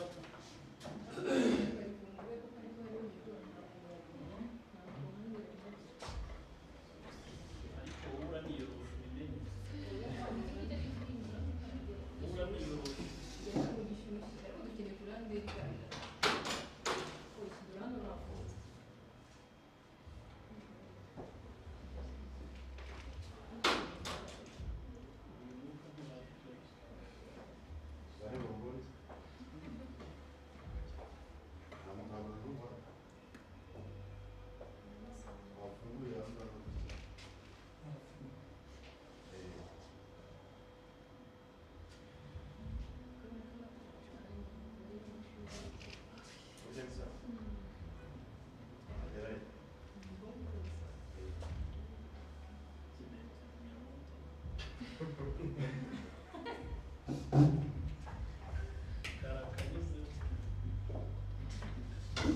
Okay. Is there a need for clarification, or is everything all right here at your end? Yeah, everything just is clear. Okay, then before we go into the lunch break, just wanted to come back to this slide of the overview of all tools to look at what we have covered so far and what's still outstanding. So in terms of tools, of all the tools, you can see we have covered the attendance tool earlier. We have now covered the structure quality checklist, including the backcheck tool, because the backcheck tool is basically the same. Then what you can see here, the Becky tool.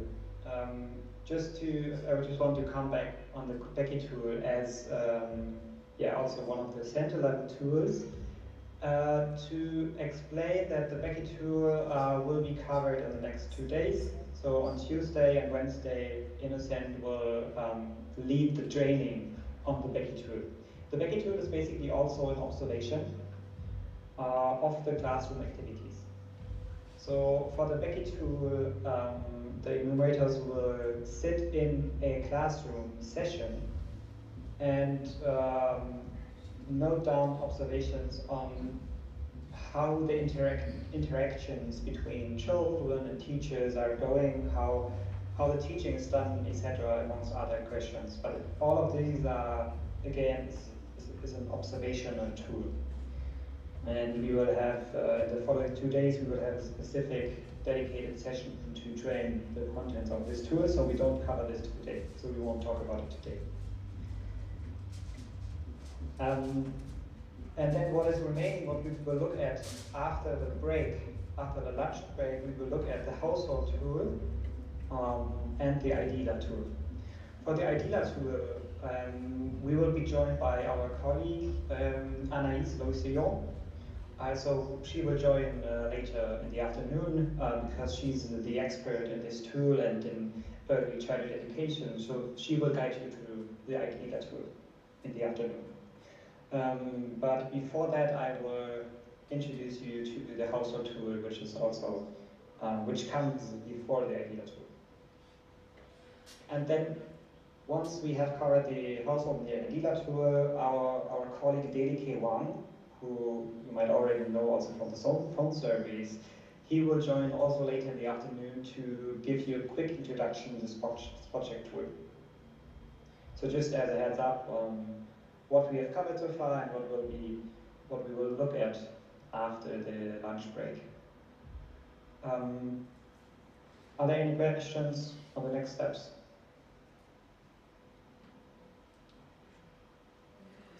No question. Okay, then I think we can. Should we go into lunch break now a bit earlier, because I think originally we were planning for 12:30. Either we go in the lunch break now, or we we can already start a bit with a household tour. What do you prefer? Like, do you need a break now, or can you continue for another 10 minutes? We can continue with results. Okay, so let's do another 10 minutes and then we go on lunch break, right? Right.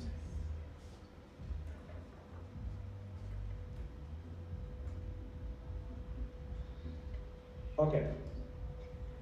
Now, then we look at the household tool, and actually the household tool includes the so-called CFM, the child functioning module.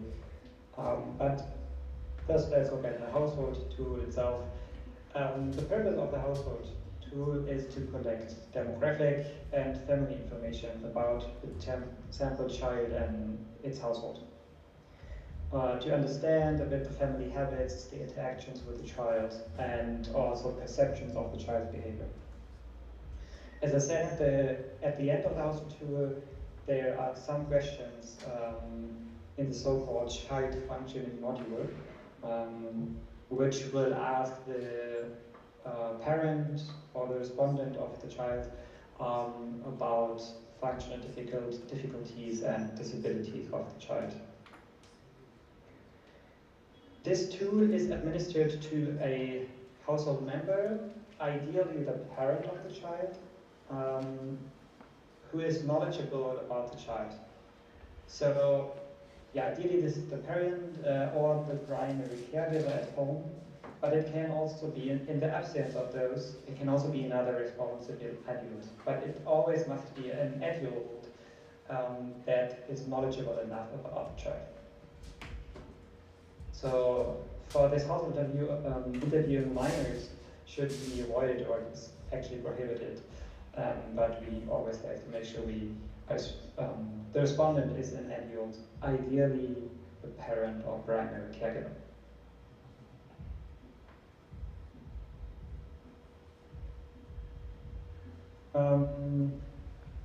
Then now looking at the actual questions,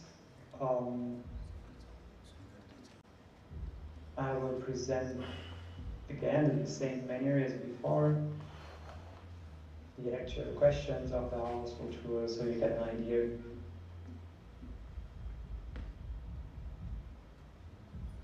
And as you can see, again, we have the same introduction, we have the identification of innovator, supervisor, and the idea of the center. So first of the center, because we need to connect the child to the center, right? And then once we have confirmed the center, you will enter the child ID as assigned in the sampling process. You remember when we were assigning the child ID 7001 or 8001? This is the ID you enter here. Including, again, the child's name and gender. Then you have the consent form, and you need to make sure that you read out the full consent form to the respondent, and then taking the consent to participate in the survey. Then the first section of questions is about the child, so taking the age of the child and the relationship of the respondent to the child, so they can be your mother, father, grandparent, sibling, other relative or also non-relative, and the gender of the respondent, age of the respondent, followed by some questions. Are you the child's primary caregiver? And if not, who is the child's primary caregiver? So to understand a bit like the interactions and habits of the family. Then we're checking the household size, so how many people live in your household, how many are adults, 18 or above 18, and how many are below 18 years old. Then in case there are some inconsistencies, the tablet will ask you to correct or to confirm. and then also specifically asking for the number of children. So from 0 to 6, and how many from 7 to 12, how many from 13 to 18. Then we have some questions on the socioeconomic status, so the educational level at first of the respondent or the primary caregiver.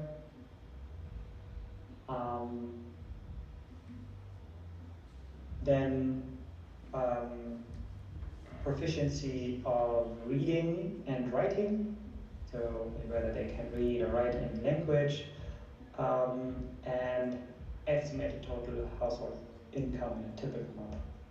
So this is an example for a sensitive question, right? So in the beginning we were looking at data protection and what needs to be protected.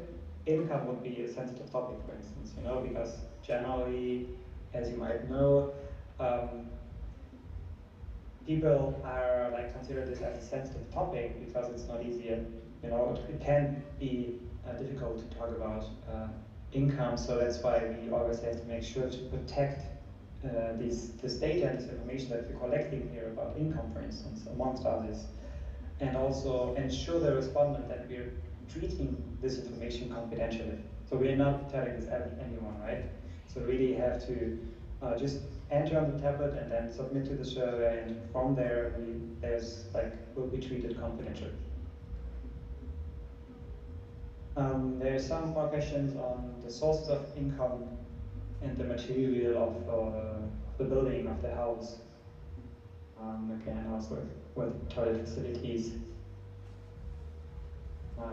electricity, source of drinking water, and some assets that the household might own.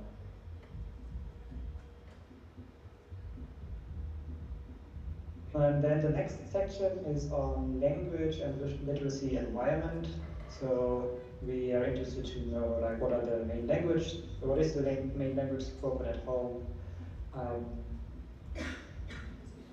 Are there any children's books at home? Who usually reads books with a child? So again, like, this is a bit to understand how the children interaction at home is taking place. So some background context information we are collecting here. And then the next section is on attendance of the child at the center. So ECCE attendance. So here we are collecting at what age the child started to attend the center, how many hours does the child usually attend the center per day, and how many days a week. Then also like a question on whether the child has changed the center in the last year or missed attending the center for more than 1 week in the last 6 months.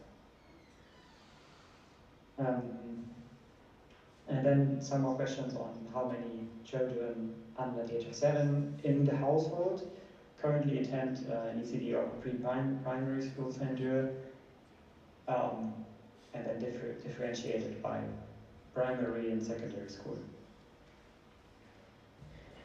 And that's it already about the household questions. So as you can see, there's a quite short household questionnaire, but just to collect some basic background information about the household, the interaction with the child, the size of the household, the background, social, economic, but also other background information of the household of the child.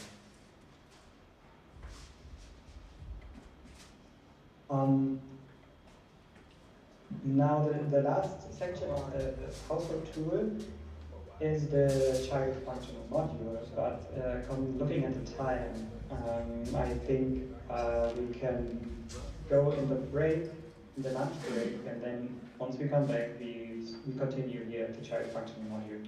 Is that fine for everyone?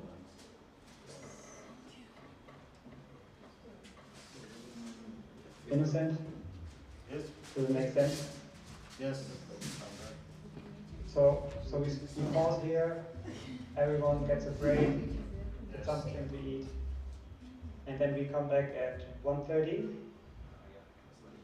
Yes, 1:30. 1 hour break. Okay, so for 1 hour. Okay, then enjoy your lunch. See you later. Okay, thank you.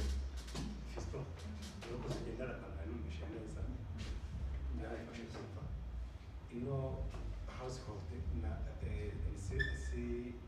CFM izaba abazabazwa n'ababyeyi babari abana bafite icyamenya Households, yeah, households survey. Turabana umunani nabo bazajya kubaza iya household survey.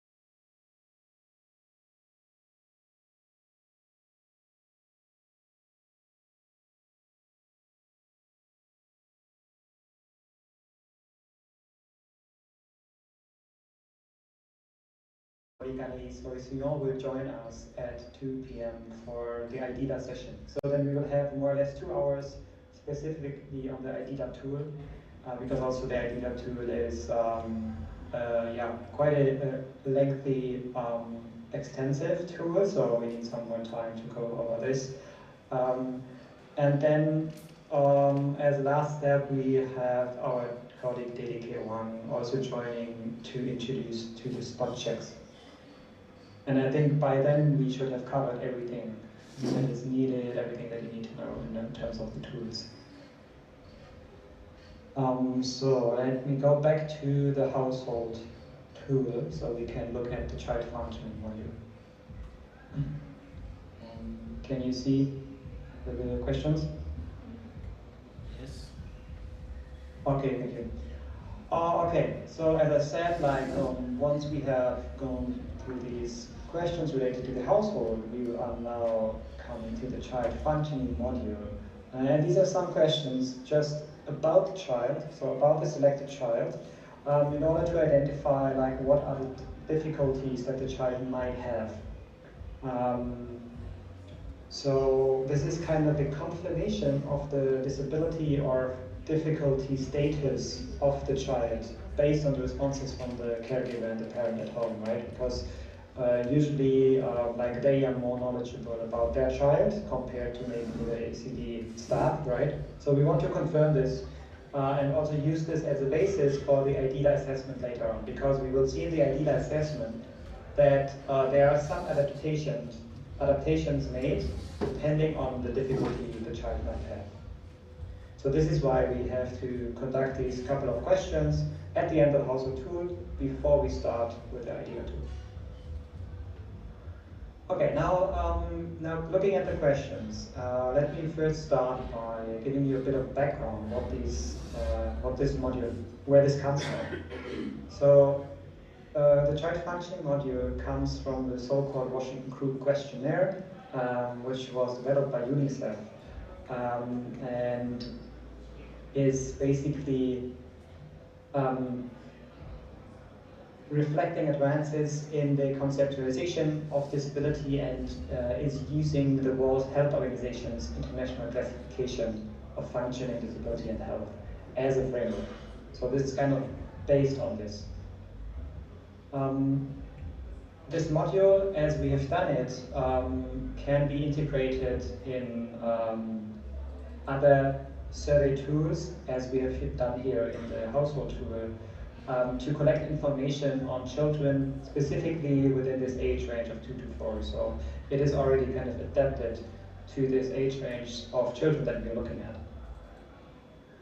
And yeah, there's more information on the UNICEF website, also with supporting documentation and a specific menu even for interviews.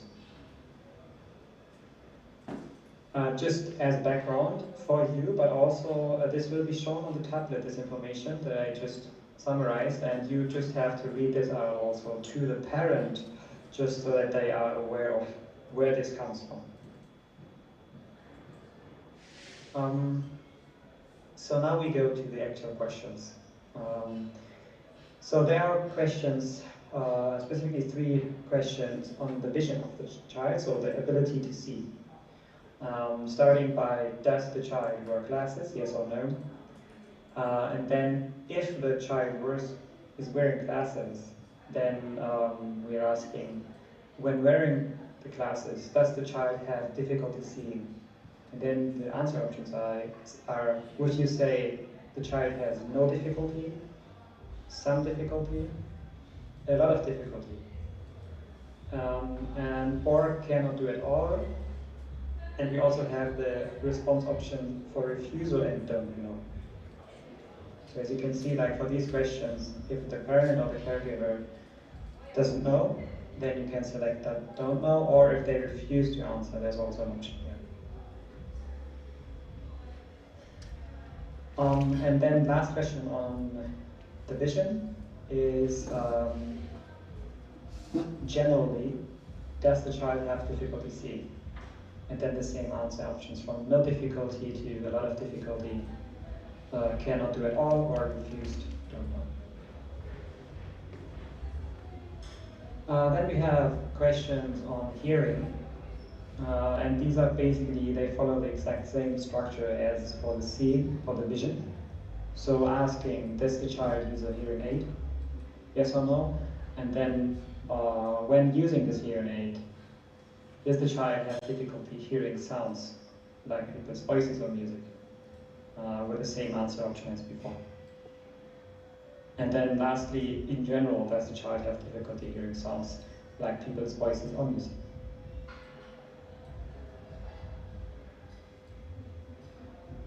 Then we have the next section on mobility of the child.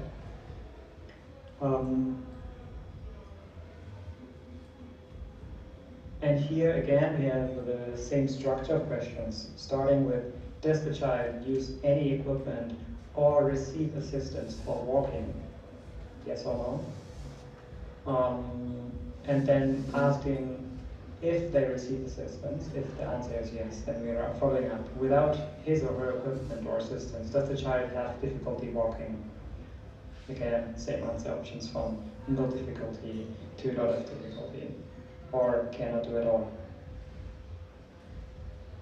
And then the follow-up question again is here, with using his or her equipment or assistance, does the child have difficulty walking? Yeah, innocent things. Yes, there's something just I needed just to clarify. barimo kumbaza kujya CFM kuzamura guteza ntabwo ino questionnaire yabazo kuri wa mwana ntabwo bivuze muzajya gushaka umwana ufite ubumuga ngo mujye kumubaza uko kuvuga ngo ibi byose ibibazo bizaba biri muri izo questionnaire zose ariko wowe hano uzaturakinga wa mwana niba afite bwa bumuga hano no bizagaragara ko mwana ntabwo dufite questionnaire izabazwa umwana udafite ubumuga ngo tubwire niba izabazwa umwana udafite ubumuga questionnaire bose yazozwa bose neza ahubwo aya makuru noneho yo guturakinga niba wa mwana nta bumuga afite noneho bwa bumuga uko bazagusura uko bumeze ahangaha nibwo bahita abangaba ino zo CFM niho determina ubumuga umuntu aba afite uko bamuga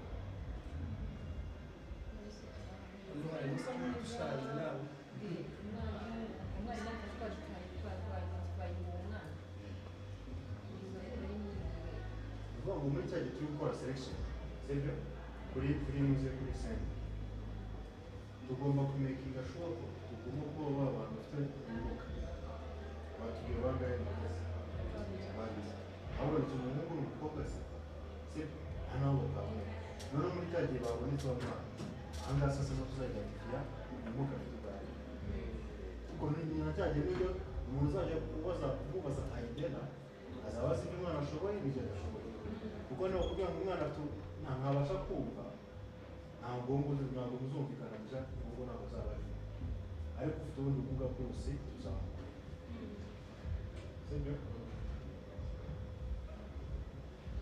Okay, Ben, we can continue. Okay, thanks for clarifying.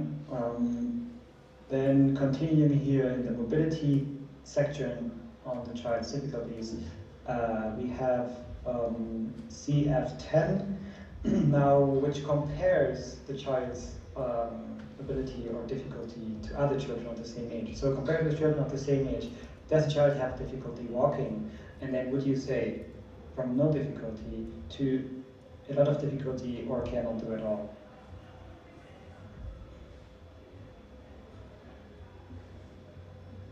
And the same also comparing with children of the same age, does the child have difficulty picking up small objects with her or his hand?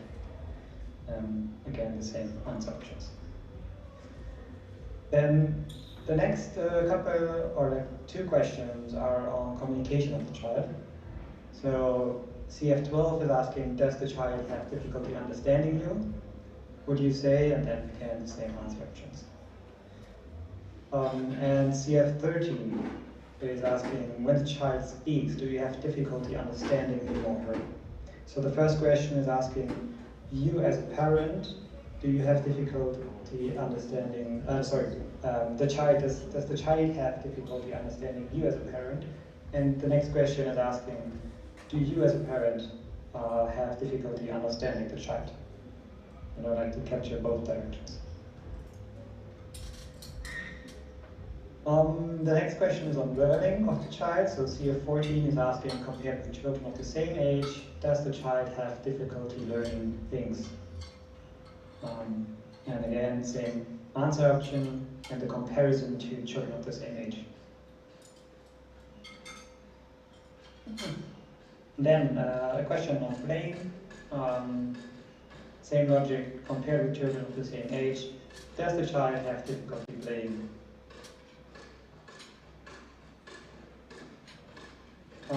Then next question is on controlling behavior, which is asking, compared with children of the same age, how much does the child kick, bite, or hit other children or adults? And then again, same answer options. And that's it. So as you can see, these are not a lot of questions, just a couple of questions to assess difficulties that the child might have, always on the same scale, ranging from no difficulty to cannot do at all. So here it's very important to capture the right point of the scale, right? But also leave the room open if they don't know. But I think in most cases the respondent should know and should be knowledgeable. Okay, so that's the end of the household tool. Are there any questions on the household tool or what we've seen earlier before the break, or now what we've seen right now regarding this module on child function?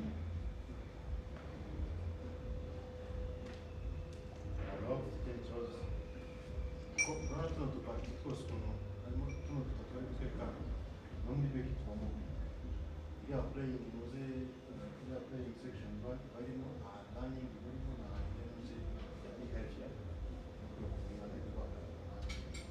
none beki birimo uzumva ko twese tukumenya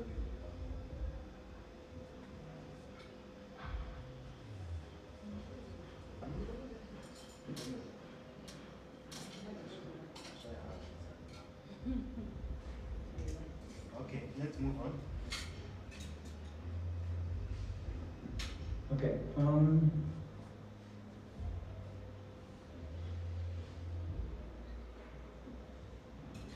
Just give me a second.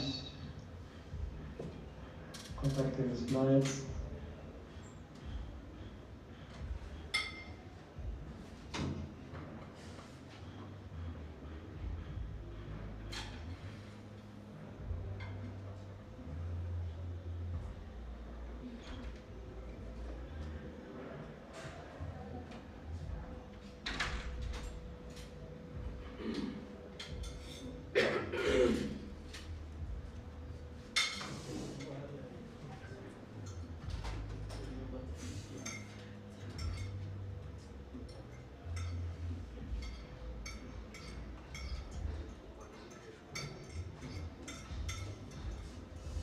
Okay, so before we move on to the IDEA tool and while we're waiting for our colleague Anais to take over for the session, let me come back to the administration of the household tool quickly to remind what we've said earlier before the lunch break. And that is, like, to the extent possible, try to have the parent as the respondent, right? Parent at home or the primary caregiver. So really try to identify those in the household up front when you arrive in the household, to have not only the parent to be able to give consent for their child, also to participate in the IDEA, but also to have the person with the most knowledge about the child. Right? Because imagine if you cannot, if the parent might not be available and some other responsible adult in the household response who might not have the same amount of knowledge about the child's difficulties, for instance, we might run into like challenges later on when asking these questions. So really important to try to get the parent as the main respondent here.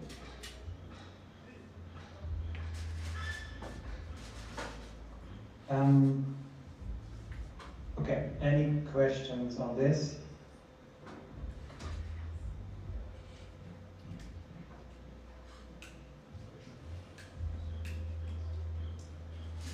So here on that point, just they have more options that they can use just to identify the respondents. So I think on that point there is no problem with that. Okay, right. Then the next point on the agenda is the IDEA tool. Now looking at the time, I guess our colleague Alice will join at 2 p.m. So we have still 10 minutes of buffer. If there are any questions in general related to anything that we've covered so far, now there's room for you to ask the questions to clarify. While we're waiting for Alice. So can you go back to the selection of the children? You need to see the methodology and to discuss it. Here. You mean here?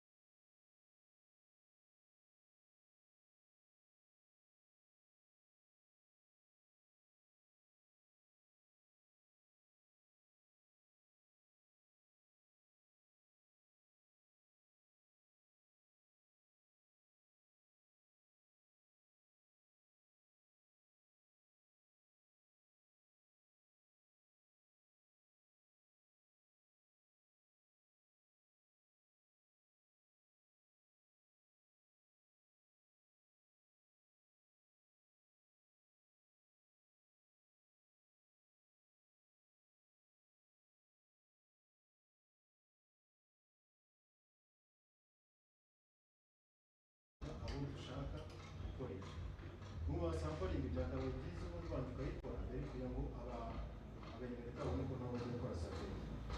Urabona ko ushobora gutindamo hariya mu kigo gukora ibindi ari ama observation ugiye kubyuza survey bazaze kubikora bizagira ko byiza ko ukora selection sibyo ukabahereza n'ama ID bo bakajya gushaka ababyeyi babo bakiri kare.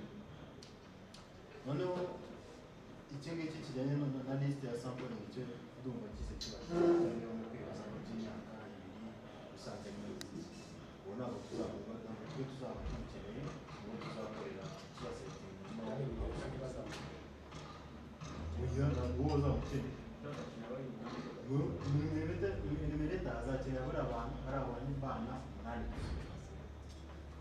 uzamwasetinga abo umunani ababyeyi babo nabo tuzakorera household survey.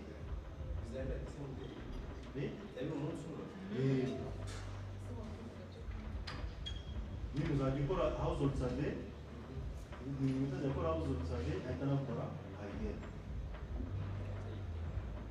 Kimwe n'uko ushobora kubanza idea ugakurikiza household survey. Sibyo? Kimwe n'abantu umunani.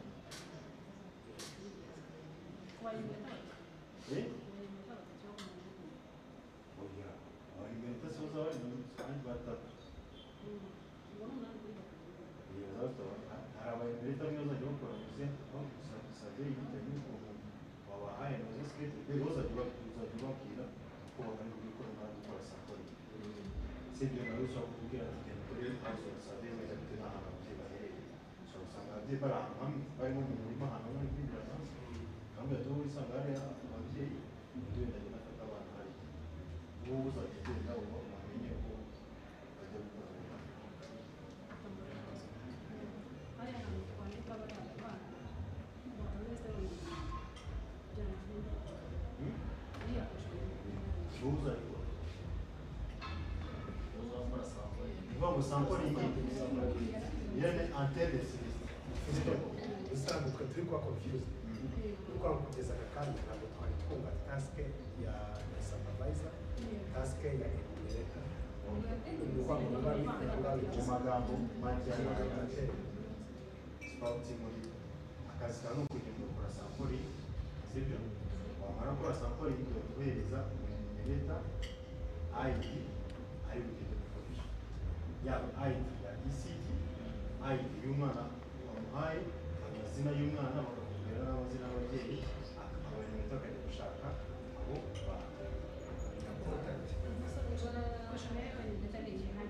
niyo household survey ni na idea izi ntabwo muzazikora idea na household survey ntabwo muzazikora niyo muzakorera sampling gusa ni na kaka observation ko ku ishuri muzakora iriya sampling sibyo umugore back check iriya spot check bavugaga nyine kuri kugenda uzavinga ko mu kigo hameze isuku ibyo byo nyine muzakora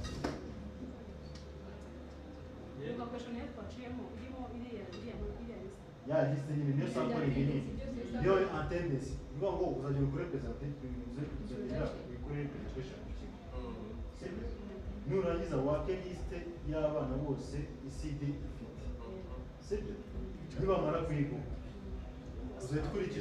uzakurikiza ya metode yo gusampuringa abana numara kubasampuringa ubahe ID sibyo twavuze ko abahungu ari kangahe 1 kugeza ku 8 abakobwa 7 kugeza kuri 7 numara kubaha ID uhereza abayemereta agenda akore household survey akore na noneho uzahita ufata ya liste uyuzuze muri ya nuzi kagasabe twaherera nurangiza n'aba bana babaye selected nabo uzaberekana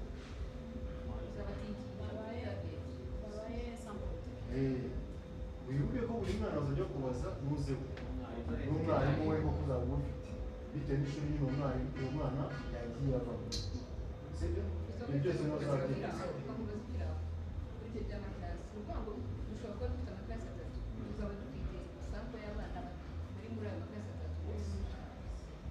ngo sample yose izava uvuga ngo abo bana 8 sibyo uzafata za class uko ari 3 sibyo uzihuze turi kumvikana za class 3 uzazihuza noneho uselectingemo ba bana 8 sibyo nurangiza wewe ni bitabo byo gukora izo abandi tugize n'uko tuzajya kuba twenya kwita aho bazajya gukoresha atimikici kandi hariya hazaba hagiye gukora selection y'abari abana uzafata liste yose y'abari abana bose sinzi na tutekereza ko tuzafata ba bana ya myaka ya gushaka usanga gusa umubare munini ufite abana bari hagati y'imyaka 2 n'3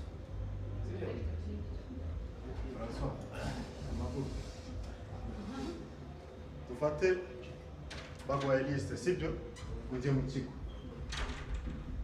hasi aguhaye liste y'abana afite mu ishuri barakaguhaye liste y'abana afite mu ishuri ubona abahaye liste y'abana afite mu ishuri rwose hari usanga harimo imyaka 2 n'igice kuzamura kugeza kuri 5 cyangwa 6 sibyo bitewe n'abo bafite muri iryo shuri wowe ikintu uzakoza ajya wandika abana na ya myaka yabo byaba byiza iyo basohokeye wowe tukabanza n'imyaka 2 wenda n'urugero sibyo numara kubikora ufate n'ibyo gukora sampling uzahera kuri baba bafite imyaka 3 n'igice kugeza ku myaka 5 abo ngabo muri icyo cyiciro no tuzakoramo abantu 8 dukeneye gukorera household survey na IPM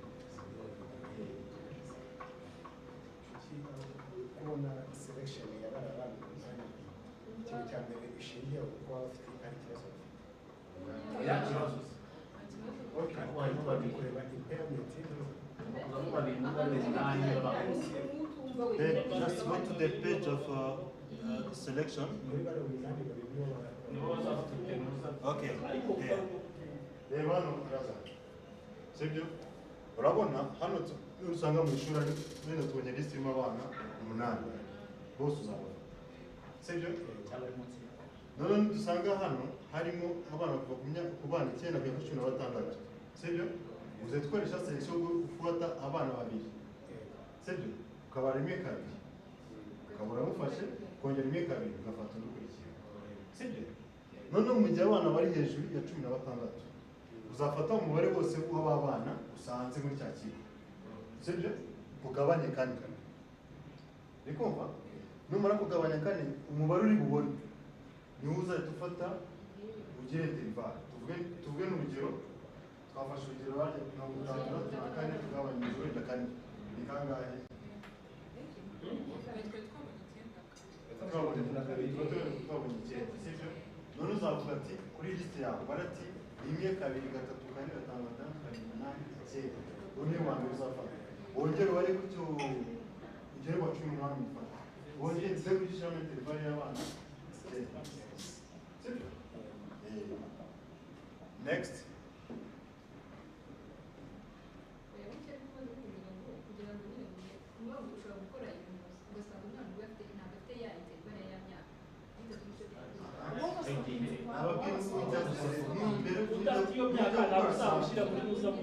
Nujya gukora sample navuze kuri ya shusho ya fanuze ya foto ya mbere uzafata zawe urwo rutonde rwose abo bana imyaka 7 bazaba ari bose sibyo none wowe ujya gusampulinga none abo tugomba gukorera either uzakorera household survey uzafata babanye kuva ku myaka 3 n'igice kugeza kuri 5 bashyira kwabo none abari guselectinga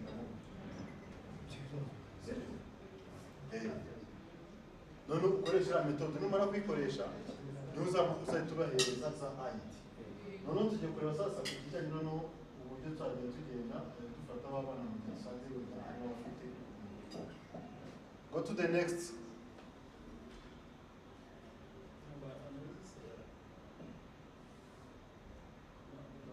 Which slide? Just we chose the randomly student with disabilities. This one. Okay. Noneho tuzasanga niba abana ari benshi tuvuge n'urugero usanze mu kigo harimo abana babiri bafite ubumuga niho tutazitaho twebwe cyambere ni umwana ufite ikibazo cyo kutumva. Sibyo? Ufite ubumuga bwo kutumva ntabwo tuzavuga ngo twakorana n'afite ubumuga bwo kutumva. Sibyo? Icyo gihe ubu tuzamureka.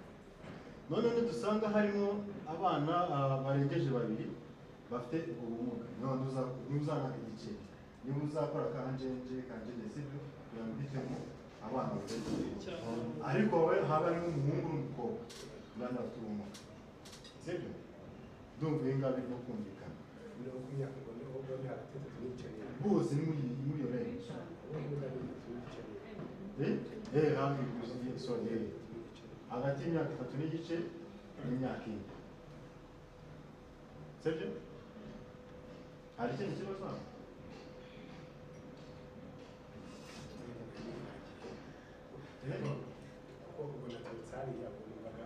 zira selection zishingiye guturuka hano kuri zino internet. urumva iyi ngiyi nuze ni introduction sibyo igufasha ngo babana tutazabasika mu gihe bahari niyo mpamvu baba ngo niba dusanze ujye mu ishuri umubaza niba ari abana bafite ubumuga bafite mu ishuri kugira ngo nabo babashe kumenya abahari bose uko bangana sibyo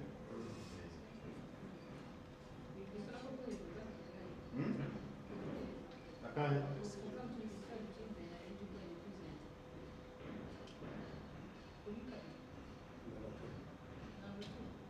ahangaha ahangaha ni cya gihe niba umaze guselectinga aba bana sibyo mu gihe ugiye guhamagara urugero ugasanga umubyeyi ari kuboneka cyangwa se wa mwana ntibyakunda ko umubyeyi uri bumukorera. Ahamba nubwo hazaba muze uzavuga ko bidashoboka noneho then dukore replacement. Tuvuga umwana niba umwana ushobora kubona umwana ariko umubyeyi atari buboneke, icyo gihe tuzakora replacement.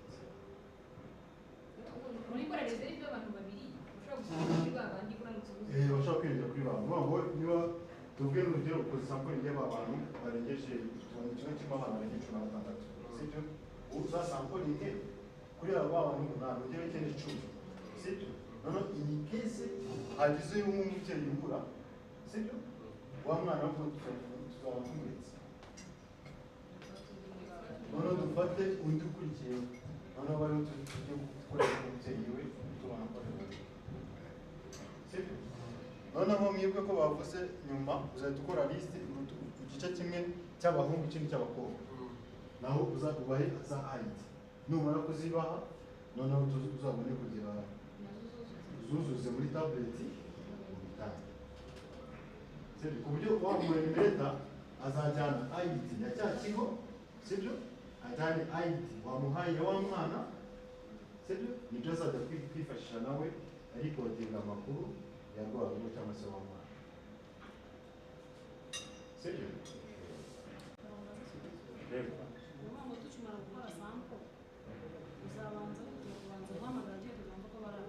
Yes. Before you call,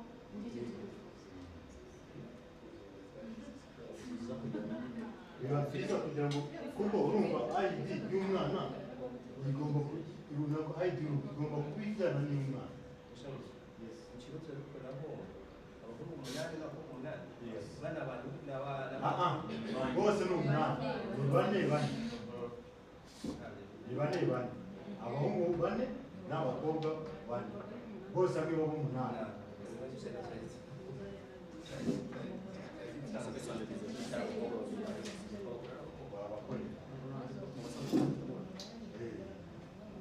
In a sense, I might interrupt. Okay. I can see that the discussion and the clarification is still ongoing. I saw that our colleague Annie has joined, so I think we should continue soon with the idea. But maybe just to remind everyone that we will share the detailed sampling protocol with you later. So that will include more detailed information, because what I put on the slides here is just kind of a summary, condensed version of it. So I'm confident that this will already clarify maybe some remaining questions. And definitely during the enumerator training, we will have even more time to discuss this protocol in detail and to clarify anything. Okay. Is that fine for Mike? Can we move on? Yes, that's fine. Okay, then thank you so much. Sorry. Then at this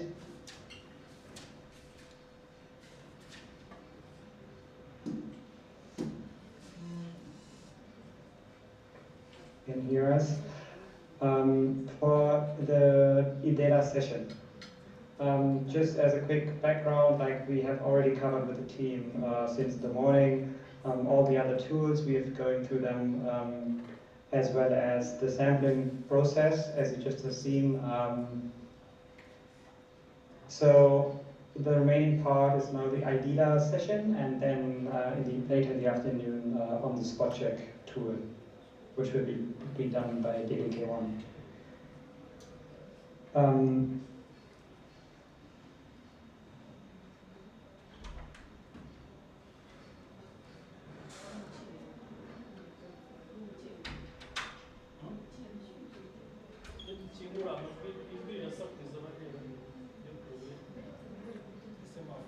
I'm sorry? What happened? I think the connection was lost. Let me try to reach out to Anais to join.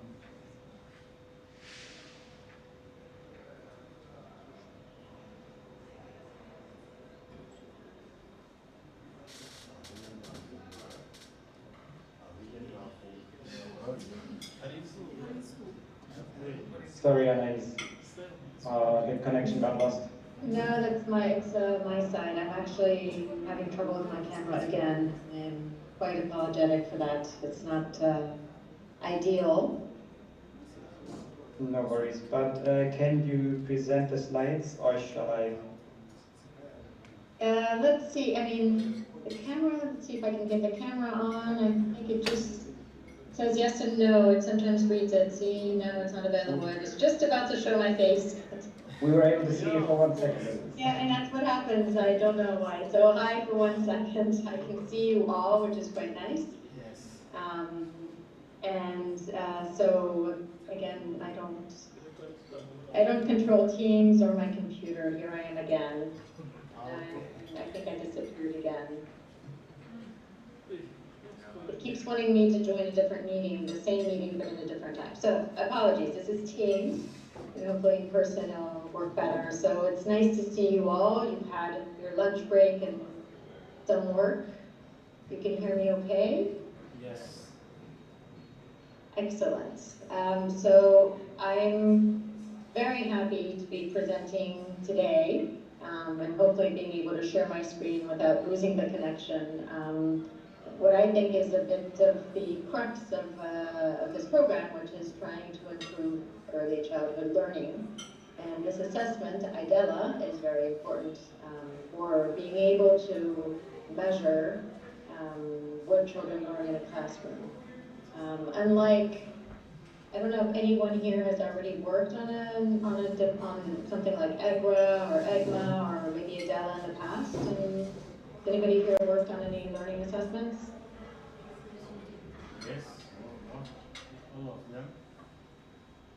Okay, excellent. So this is not new to you, and were these assessments for children of pre-primary school age or older?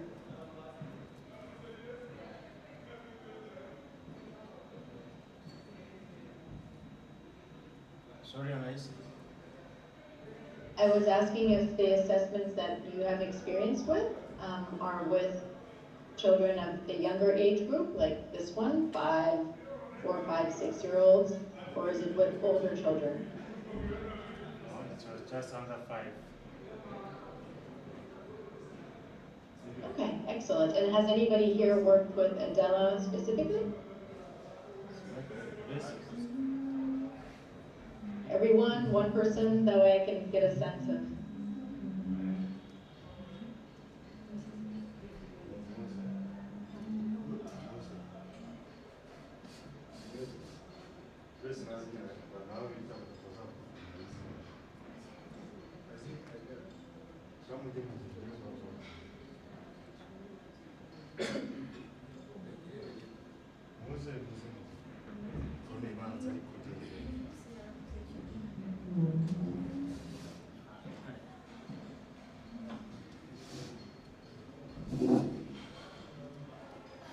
Hi, good afternoon.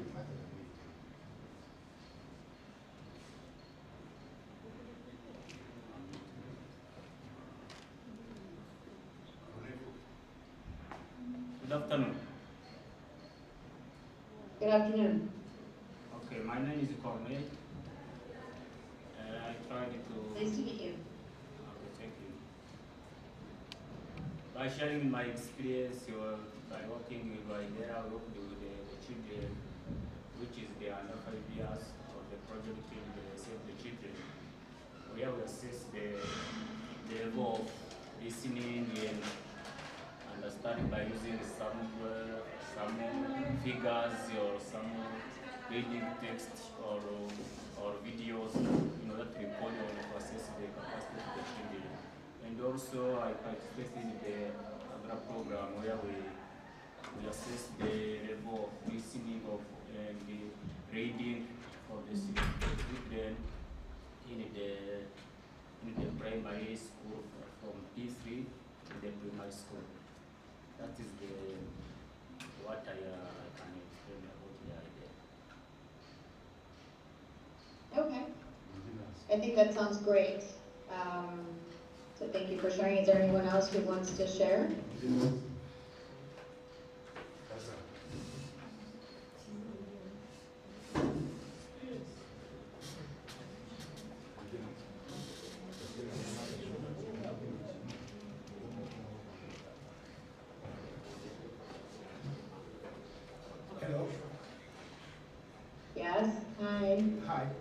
My name is Kizaraza. I used to be a researcher on IDEA project, especially with Save the Children and the Faro Foundation. We worked for different projects to assess how the children under 5 years are incapacitated on reading, on even to use even the games for better knowledge. Okay, and your name, I'm sorry, was? My name is Hakima Nakiza Lazar. Chimana? Chiza Lazar. Chiza Lazar. Thank you. You're welcome.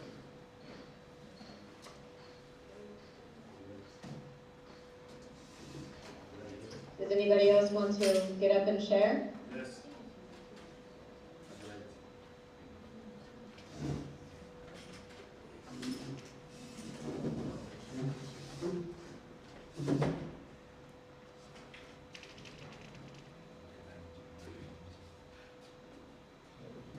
Hi. Hello. Hi, my name is Adelaide, and I'm not far from what my colleagues said, because we somehow work on the same projects. But I also administered an EGMA and EGRA with the Economics Rwanda, where we were assessing reading on different, from vowels to the text, and also work with a British company working when we were assessing mathematics on girls' education in the rural areas. I think that's what I can say right now. Okay, great. Thank you, Adelaide.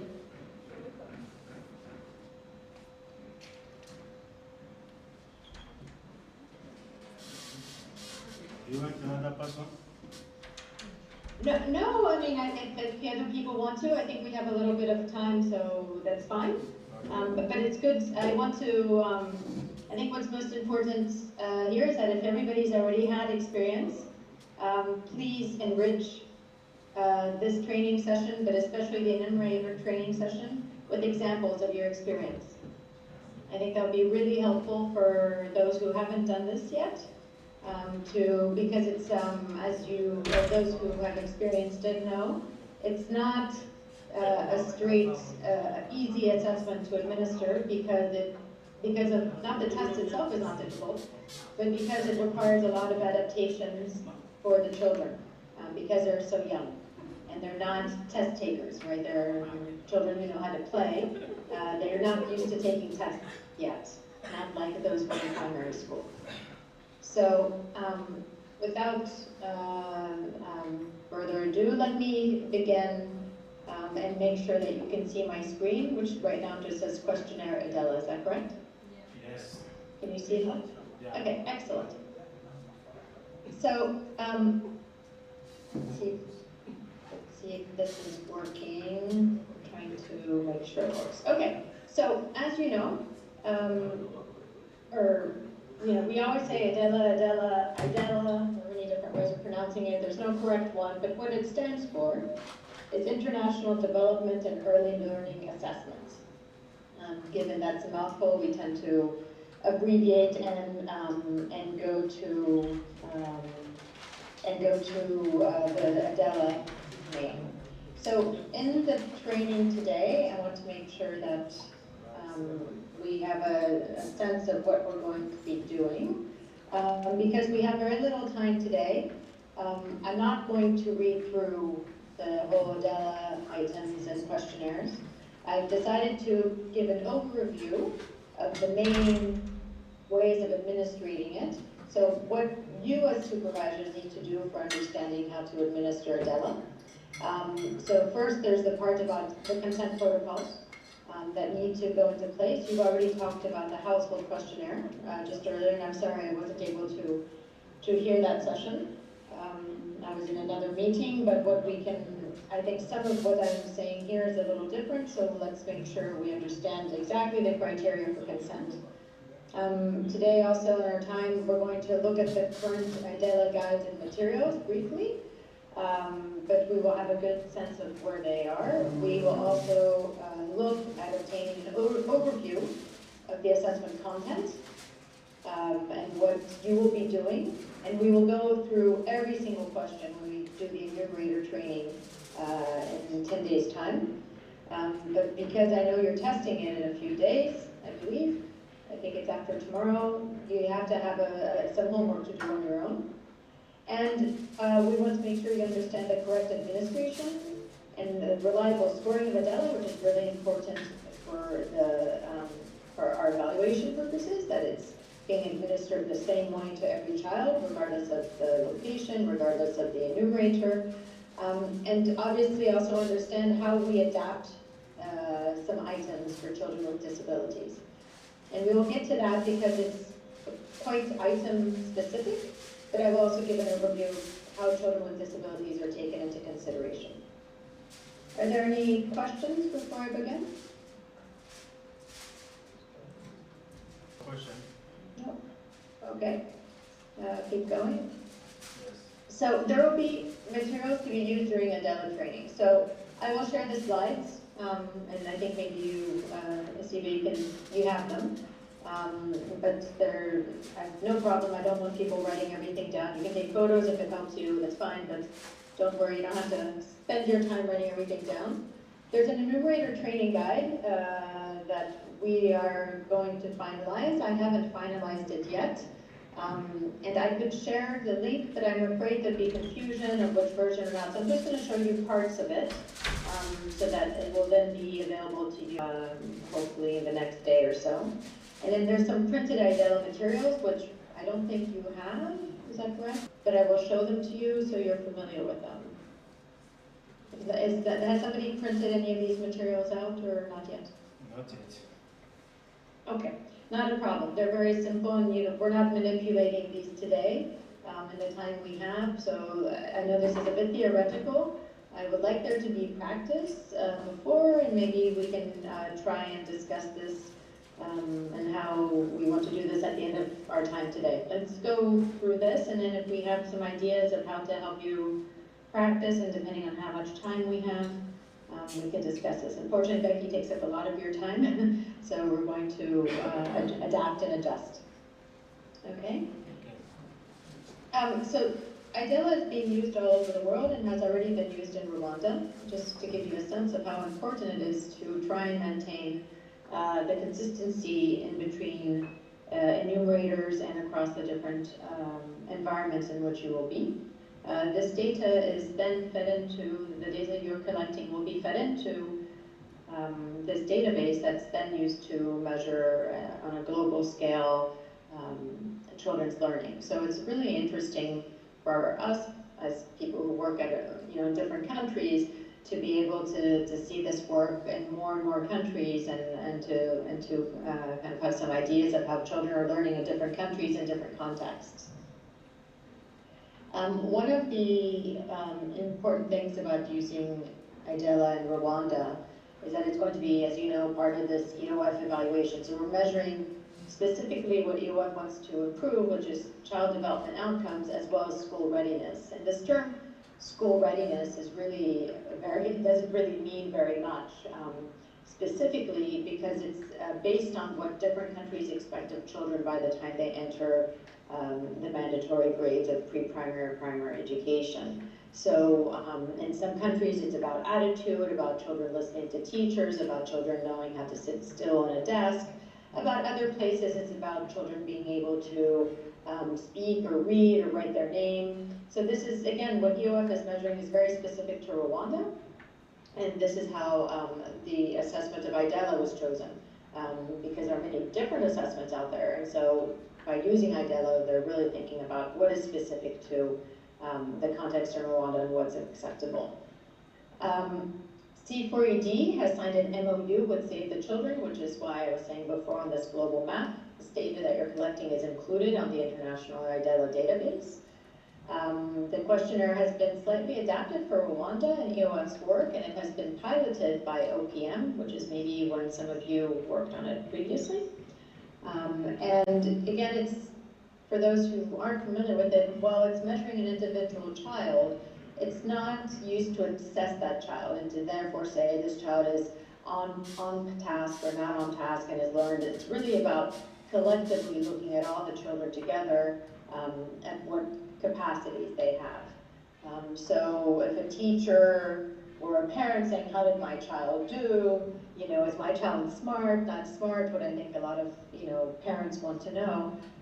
We can't answer that question with Adela. We can say that, you know, you want to be very encouraging to parents and not make them feel bad or the child feel bad if they're listening, or the sisters or anybody else in the family. You want to make sure they understand that this is just the child. It's like taking a photograph and we're collecting photographs. At this point in time, this is the photo of the child, and it's not telling us whether this child is behind or in advance compared to what their expectations are. So that's really important because there's a lot of stress that can be created about testing and assessments, as you know.